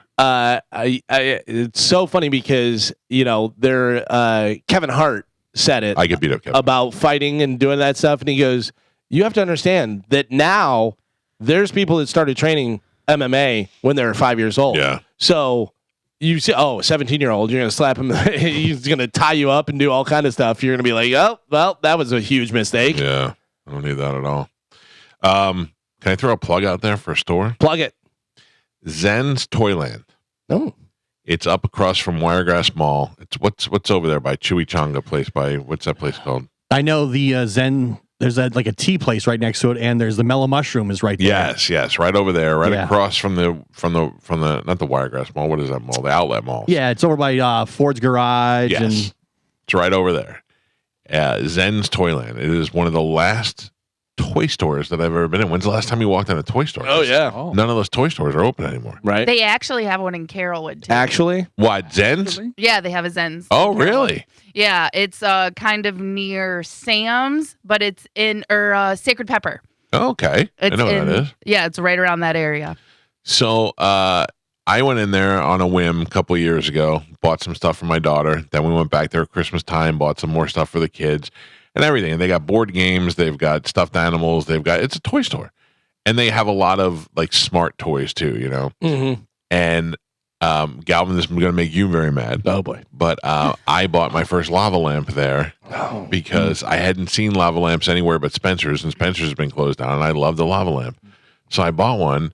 And then yesterday, I am on there. I used my phone number, so I am on like their text list. Like, hey, we have 20% off on Tuesdays, And I'm on their text list, and they sent me a text yesterday that said, hey, if you've made a purchase here, it would help us out if you made a review on Google. Mm-hmm. And I said, you know what? I love helping a small business. So I got on there and I said, great store, super helpful staff. They were very helpful when I was there. I was looking for something.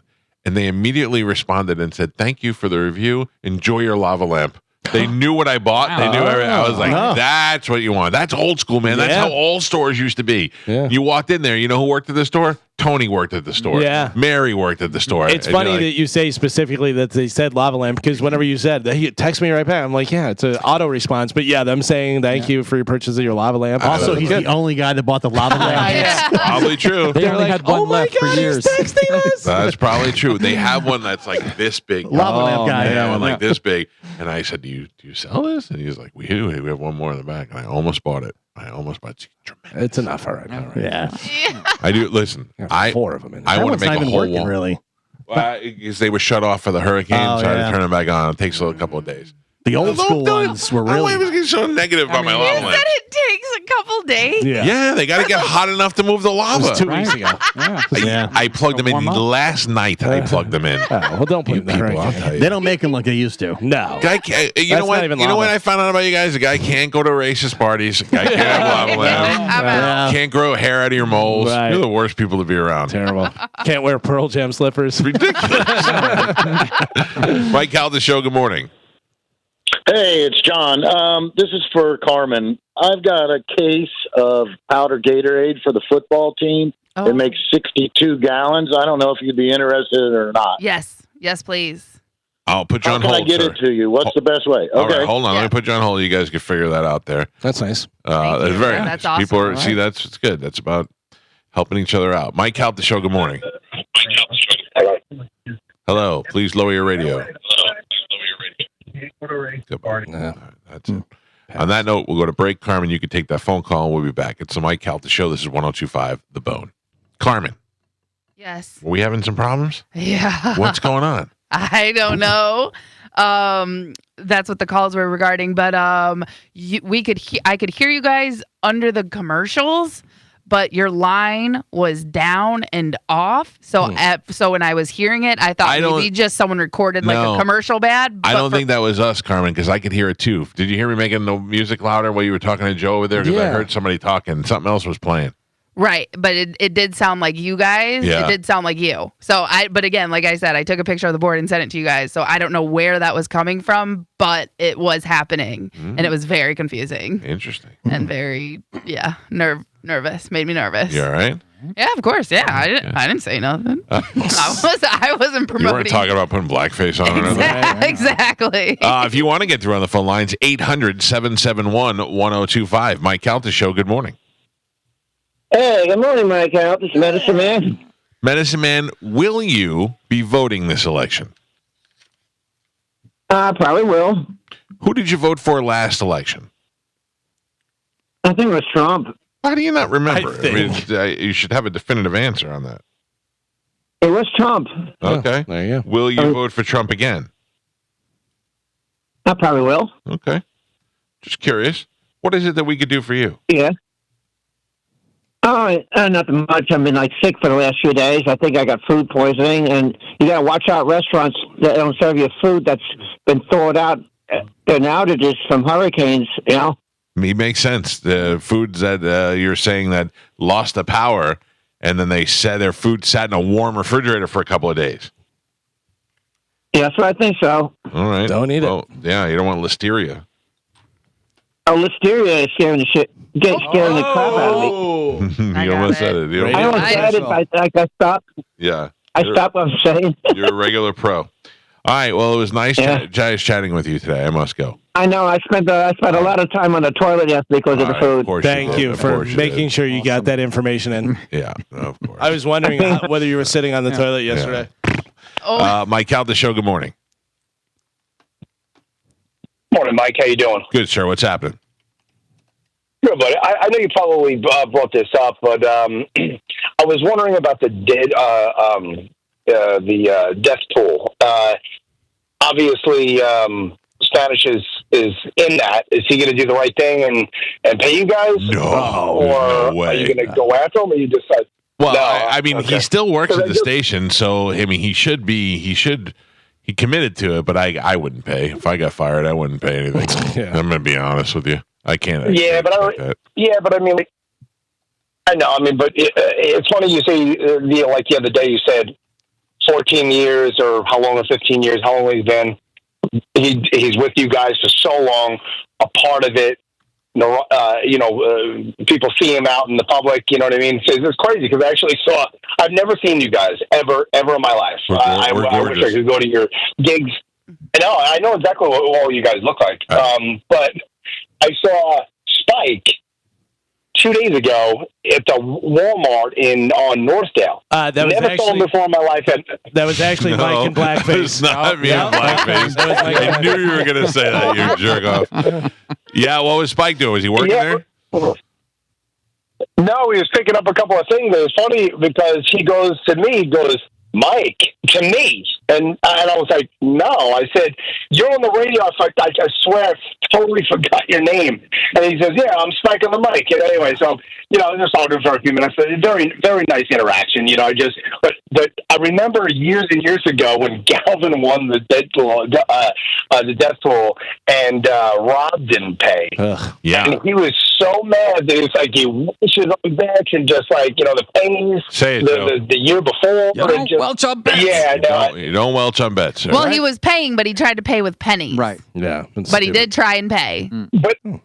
But the second time, when whatever happened and he wasn't with the show anymore, the commissioner, not Carmen's commissioner, but the other commissioner, he actually gave him his money back, and then he had to pay. Yeah. So yes, all was right. But I mean, if he's been with you guys for so long, I mean, I know that it's going to get to him. I was just curious because I listen to you guys every day, and obviously, we think that we're kind of. Joe, what is the chances of Spanish paying the death pool, even though he's not in the death pool now? As you're a guy who collects money from him every month.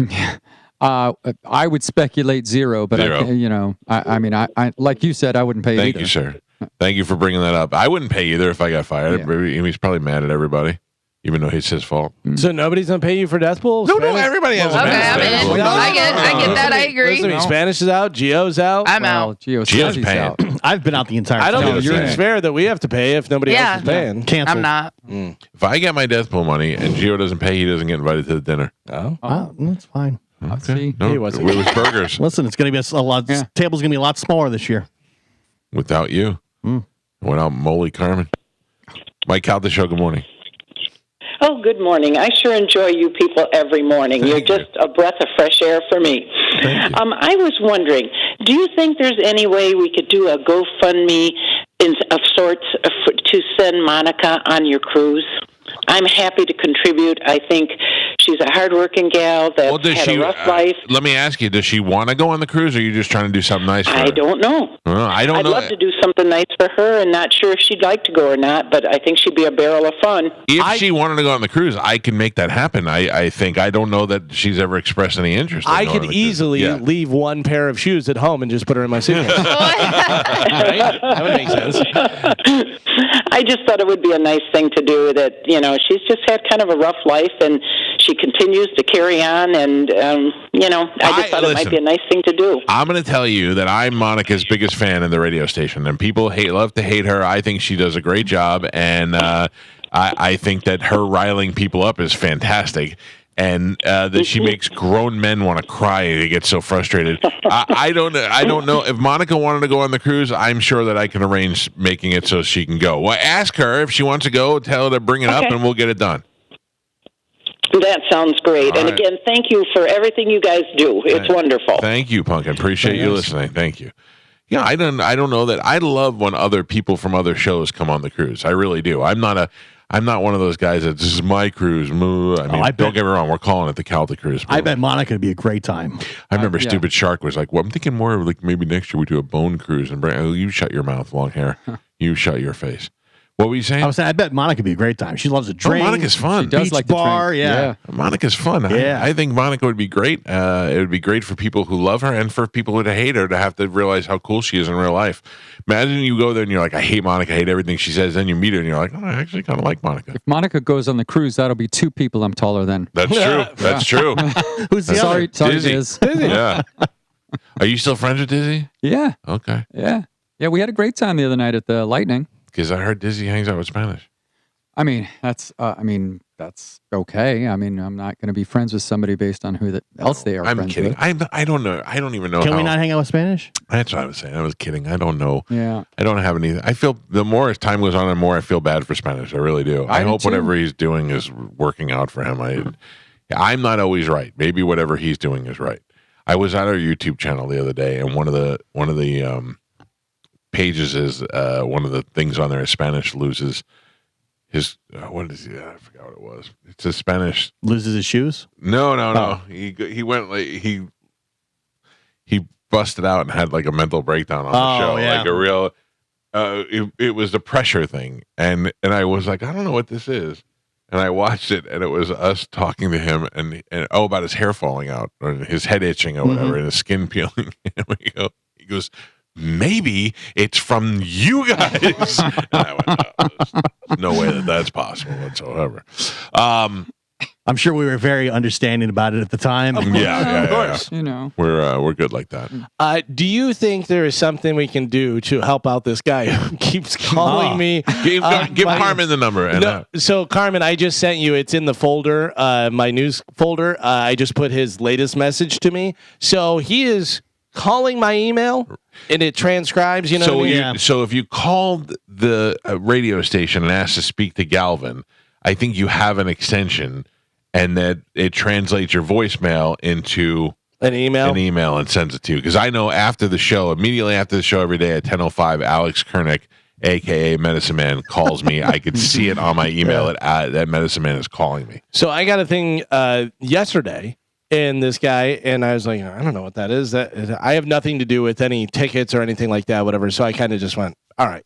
And then he did it again, same day. So I wrote back to him and I go, I don't know what you want. I don't have anything to do with tickets or parking passes. I said, I would suggest call our promotions department, 727-579-2000. I said, if you were supposed to get parking passes or something, they would be able to handle that for you. Yeah. Good luck. He called again. What? And do you have the voicemail? I have the voicemail. Carmen has it right there. If you'd like to hear. Yeah. This guy keeps on calling me.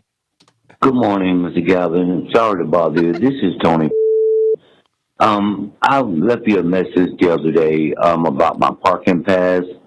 I lost my cars in the storm, the hurricane, and I was wondering if you can mail me my parking pass. My wife and I will be going up on the 2nd of next month to the Halloween Horror Nights. And I was just wondering, can you help me out with that parking pass and mail it to me? Give it to me. Come on. My phone number is 863. Once again, Mr. Galvin, it's 863-277. Thank you for your help in advance to help me save a few dollars on that parking. All right, sir, and keep bopping. Thank you again in advance. Give him the parking pass. I don't have the parking passes. I don't have the parking passes. Maybe he wants you to buy one for him. I'm not doing that. Carmen, will you call the guy? Why I got to buy him and mail him to him? I mean, I'm not trying to be a dick, but he said he lost his car. What's he going to park? Well, Carmen, can you call him? Envelope. I don't have his number. Oh, hold on. I'll 863-227. 27. I'm going to text it to you, Carmen. Okay. Jeez. His name was Tony, I believe. Well, you can't help this guy out? Come on, Galvin. I mean, people are falling on hard times. You have back-to-back storms over here. You're so busy worried about putting blackface on that you can't get there. I'm not the one. That's like one Kucherov parlay. Yeah, right? Maybe that's why he wants you to know. Hey, Cooch didn't hit last night. I bet you the Hard Rock could get you a pass. I don't know what I told you. Cooch doesn't work here no more. Oh, sorry. I didn't hear it. Carmen, I just texted to you, and his name is Oh, so loud. Thank you. That's Tony. And what's a parking pass? $20? I don't know. To what? Busch Gardens? No, it's Halloween Horror Nights. Can't Drew walk him in? The Halloween Horror Nights. Oh. Universal. Yeah, does he think I'm Drew? I'm not an ambassador. Well, let's find out. Let's find out. Buy him the pass. I mean, you know. No. I have nothing to do with that. I mean, no, I don't. You do. He asked. You're in a position of power to help him. You're a winner. Yeah. No. Everybody loves a winner. This guy helps dogs. He doesn't even have cars. What's he going to park? His bike? He helps dogs and he helps parking situations. That's something I'd like to get to the bottom How is he going to get there? Yeah, just the matter that he wants me to mail them to him. Come on, that throws me off. Is he not answering now? I'm calling him. Do we have to email him to get him to? We have to call his email? I mean, this was 9:17 that he sent this last message, whatever. It's 9:33, so I don't know what he's doing. Parking's what, $25? I don't know. If you know, pay for it. I'll throw in $5. I'm in for 5. Joe? No. Are you worried about getting rent money this month? No. When is rent due? Rent's due on the 1st, Joe. That's right. Thank you, Galvin. It's due on the 1st. Did you get October? Huh? Did you get October already? Oof. Huh? Did you get September? Yeah. Oh, man. But October 22nd, you haven't gotten October's rent yet? Well. It was a hurricane. Yeah. Some of it. Some of it. I had to pay that mortgage. Mm-hmm. It's a toughie. Nothing from Tony, Carmen? No, Galvin, but on his voicemail, he would like to. He goes by the Gator Man. The Gator Man. Oh, you didn't Gator say Man. that. No, it's Gator Man. Wow. Gator Man. I got you, Gator Man. I mean, you got to lead with that on the message. Yeah. Don't give me this BS Tony talk. Yeah. Chomp, chomp. Let's go, Gator Man. Gator Man. Look here. Oh, I got to park my Gator somewhere. This is the Gator Man. I can't be taking my Gator in the Halloween Horror Nights. Help the man out. I lost two of my cars. Still got my Gator. Come on, Gator Man. Call us back. I want to find out what's going on. Does anybody know? I know I could look it up and figure it out. I just thought about it. I'm asking. Does anybody know when I could early vote? Like, can I do that now? I believe you can. Just go to the regular poll where I usually I know right over here in Land Lakes at the rec center there. They've got early voting already. Okay, and I could just go there. I need an appointment. No, I think as long as you have your voter registration and stuff. They never ask you for that. Send Tom in a suit with a badge, and then he'll set it up for you. Have him go ahead and scout it out for me. Because I was there yesterday. I saw they already had all the polling signs. Vote for this person. I want to go early. I don't want to go on. I'm going to go early I as well. saw some people with the vote sticker on. I'm going to flip a coin and vote there. Mike Calta Show, good morning. Gator Man? Gator Man. Damn it. The Gator Man. Mike Calta Show, hello. Chomp, chomp. I hear you. Hello. Hello. Gator Man? This is the number. Yeah. This. Gator Man. Yeah, this is Gator Man. Good morning. How you doing, pal? I'm doing wonderful. What about yourself? I'm pretty good. Now, I understand that you have some tickets to Halloween Horror Nights and you're looking for a parking pass. Yes, sir. What happened? I'm not going actually until the 2nd of November. Right. My car was flooded during Milton, so I don't have transportation to make it over to the radio station to pick up my parking pass. And you won tickets already. Yeah, I already won tickets. I was trying to get my parking pass mailed to me. See if Mr. Kevin could mail them to me. Mr. Kevin. I don't have That's Kevin from promotions, and instead you keep giving it to Galvin. So what happened, sir, is you were getting the wrong voicemail when you left. You were calling the wrong guy. Oh. But now that I've gotten to the heart of this and I figured it out, Kevin can easily email you your parking pass that you won, so that you will not have to get what? No, he cannot. Why? No. Kevin is no longer with the station. Wait. Oh my God. Oh no! What happened there, Big Kev? Yeah, Big Kev got a. You got caught going down on Drew again? No. He got another job. Oh, good for him. Yes. Where? Another radio station? Well, you guys gonna be my what you call it? My magic. Y'all gonna work the magic for me. What can I do? What can you guys help me out? Reach out to Galvin and see if. Yeah, Galvin will bring it to you. No one tells the Gator Man no. I'll tell you that right now. Chomp. I'll tell you what. I will handle this for you immediately after the show today. By 10:30, this situation will be solved, sir. Thank God you called me Gator Man. That's right. Hey, and the reason they call me Gator Man, I'm one of the biggest University of Florida Gator fans in the world. Gio loves it. Yeah. Gross. Yeah. Now, yes, sir. Who do you think was their best quarterback in the history of the Gators? Tebow, of course. Tebow. Everybody loves Tebow. What do you think about that Aaron Hernandez kid? Oh. I like him. But I still got tips to Tebow, though. I got to get tips to Tebow. All right, listen, Gator Man, we'll get this taken care of. Somebody from promotions will call you after the show, okay, buddy? Thank y'all a million, man. Have a good one out there and keep on jamming. I'm sorry to hear about your car. Thank you, man. Thank you. All right, pal. There you go. Carmen, can you handle the phones? All right, phone's cut out. Yep. Thank you. And I already sent his stuff to Olivero. So You did? God damn, Carmen. You're better than Galvin at this. You know why?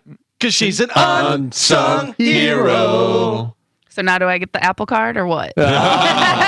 So Big Kev out. Nobody said nothing. Yeah. What happened? Yeah. How long has he been out? Only like a week, 2 weeks. They maybe. didn't give us a we wish him the best on his future endeavors. Yeah, well, I think because of the storm and stuff like that, it wasn't the right time. And what is the job that he's doing now? I don't want to say exactly, but he's still working in promotions, but it is for a professional sports team. Oh. In the area. In the Lightning or the Bucks? I don't know if he wants me to say, so I'm not going to say it. All right, how about this? Is it hockey or football? I'm not telling you. Well, is it one of those two? Does his office have a roof right now? When he shows up to work, is it cold or is it hot? Is he visiting two friends in the hospital right now? Oh, come on, man. I'm sorry. I'm not saying. But anyway, he did get a... What? I'm not... No. What's the big deal? Why is it a secret? Because I like Big Kev, and I don't know if he wants me to put it Of course he out wants there. everybody to know. He's at the Lightning doing promotion. Did a guy that he'll see at work score a hat trick last night? No. Carmen. What? Why can't you just tell us? Oh, I know. Does he not? Yeah, know I have Gus been telling Swayze? this. I know. He works at the Bucks. Oh, he does? Yeah. Doing promotions for the Bucks? I guess. Good for you, Big Doing Kev. events, yeah. Wow. Oh, now you can tell us? Now you can say it? Listen, Gio just walked you right down the road and you just fell right into it. Gio broke the news. Listen, I got sources. I got a lot of eyes and ears out on the streets. Oh, and yeah, he doesn't mind. Okay, I just want to make sure. I actually like to respect people's privacy, unlike you. You don't think that video of Kevin going down on Drew under his desk is going to come back to haunt him in his future endeavors? I mean, you keep bringing it up, it will. Why? I mean, wait. Don't be homophobic. Don't be bringing up that he was going down. Maybe Big Kev can get us in the suite with Titus and Ric Flair. Okay. Do you know I got invited to 2 suites on Monday Night Football at the game? Why didn't you go? I'm not the guy. Hey, guy, you want to come in the suite, guy? This is why we're not sweet people. No, because we decline the offers. This is why Matthew Sweet had a stroke. One guy that I like was like, "Why don't you come up to the suite?" And I went, "All right, I would do that if you had told me that before tonight." And he's like, "Anytime you want to come up to the suite, come up." Why you wanted to put on a different shirt with no sleeves? I was wearing sleeves, Galvin. Thank you very much. This is why we don't get to be sweet people. And then somebody else was like, "Oh, you should have told me. You could have come up in the suite." I'm like, "What do I mean? I have to tell you?" Well, if anybody wants to invite me to the suite, I will accept the offer. But invite us before the hour before the game. Yeah, and I had my son with me. He wasn't going to the game yet at the time. So what am I supposed to do? Go, well, I got my son. Yeah, I got to take 3 of us. Leave him behind. He's going to get bottle service. He's fine. Yeah. He's got an Apple card. Yeah, he'll be all right. He's like, Wawa is the way out of there. Yeah. He's not. He's going to be on the field. Yeah. Oh man, jeez. That's why nobody likes us. I mean, I think people get like it. us. We seem to be doing pretty well. Gatorman seems happy with us. Yeah. Although I have to tell you, the Spanish station that I actually used to work at before it was Spanish is doing very well in the ratings. Oh yeah. I feel like we don't speak enough Spanish on this show. Can we start incorporating a little bit more in here? I know very little or poquito Spanish. Oh, well, you're so far. Something. Yeah. It's Espanol. It's poquito, not porquito. I like pork torpedo. Oh, that's good. That's what I was going for. Estoy. I can understand it for some reason though. Yes. Estoy el gordo rey. You are fat guy. Yo estoy el gordo rey de radio en Tampa Bay. I am the fat king of radio in Tampa Bay. El jefe. El jefe. All right. The boss. Right. All right, I got one. Me quiero quitar los pantalones. You want a pair of pants? No, I would like to remove my pants. Oh, remove your pants. Okay. Mis pantalones is no importante. What? Well, ¿Dónde está Spanish? Oof. No, aquí. Nada. See, no, aquí. Oh, man, we're doing pretty good. Yeah. Not too bad. Can I tell you the Carmen esta puta. I don't know nothing. Yeah. Can I tell you the station that went from like the hip hop station that moved to a Spanish station? See?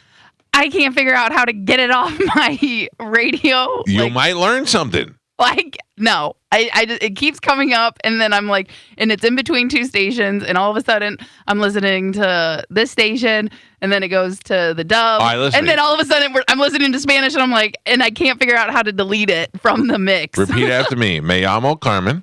Me llamo Carmen. Estoy un puta. No.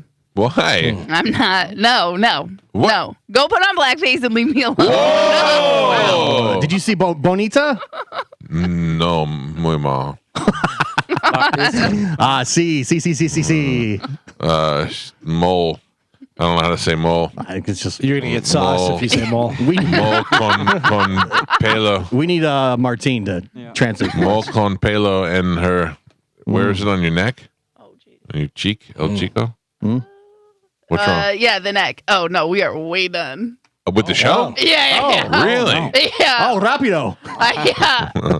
Fiend. Sorry, guys. I just looked over and I was like, What are you doing? Dude. I refuse to stop until you speak Spanish. Yeah. Okay. Hola. Me llamo Carmen.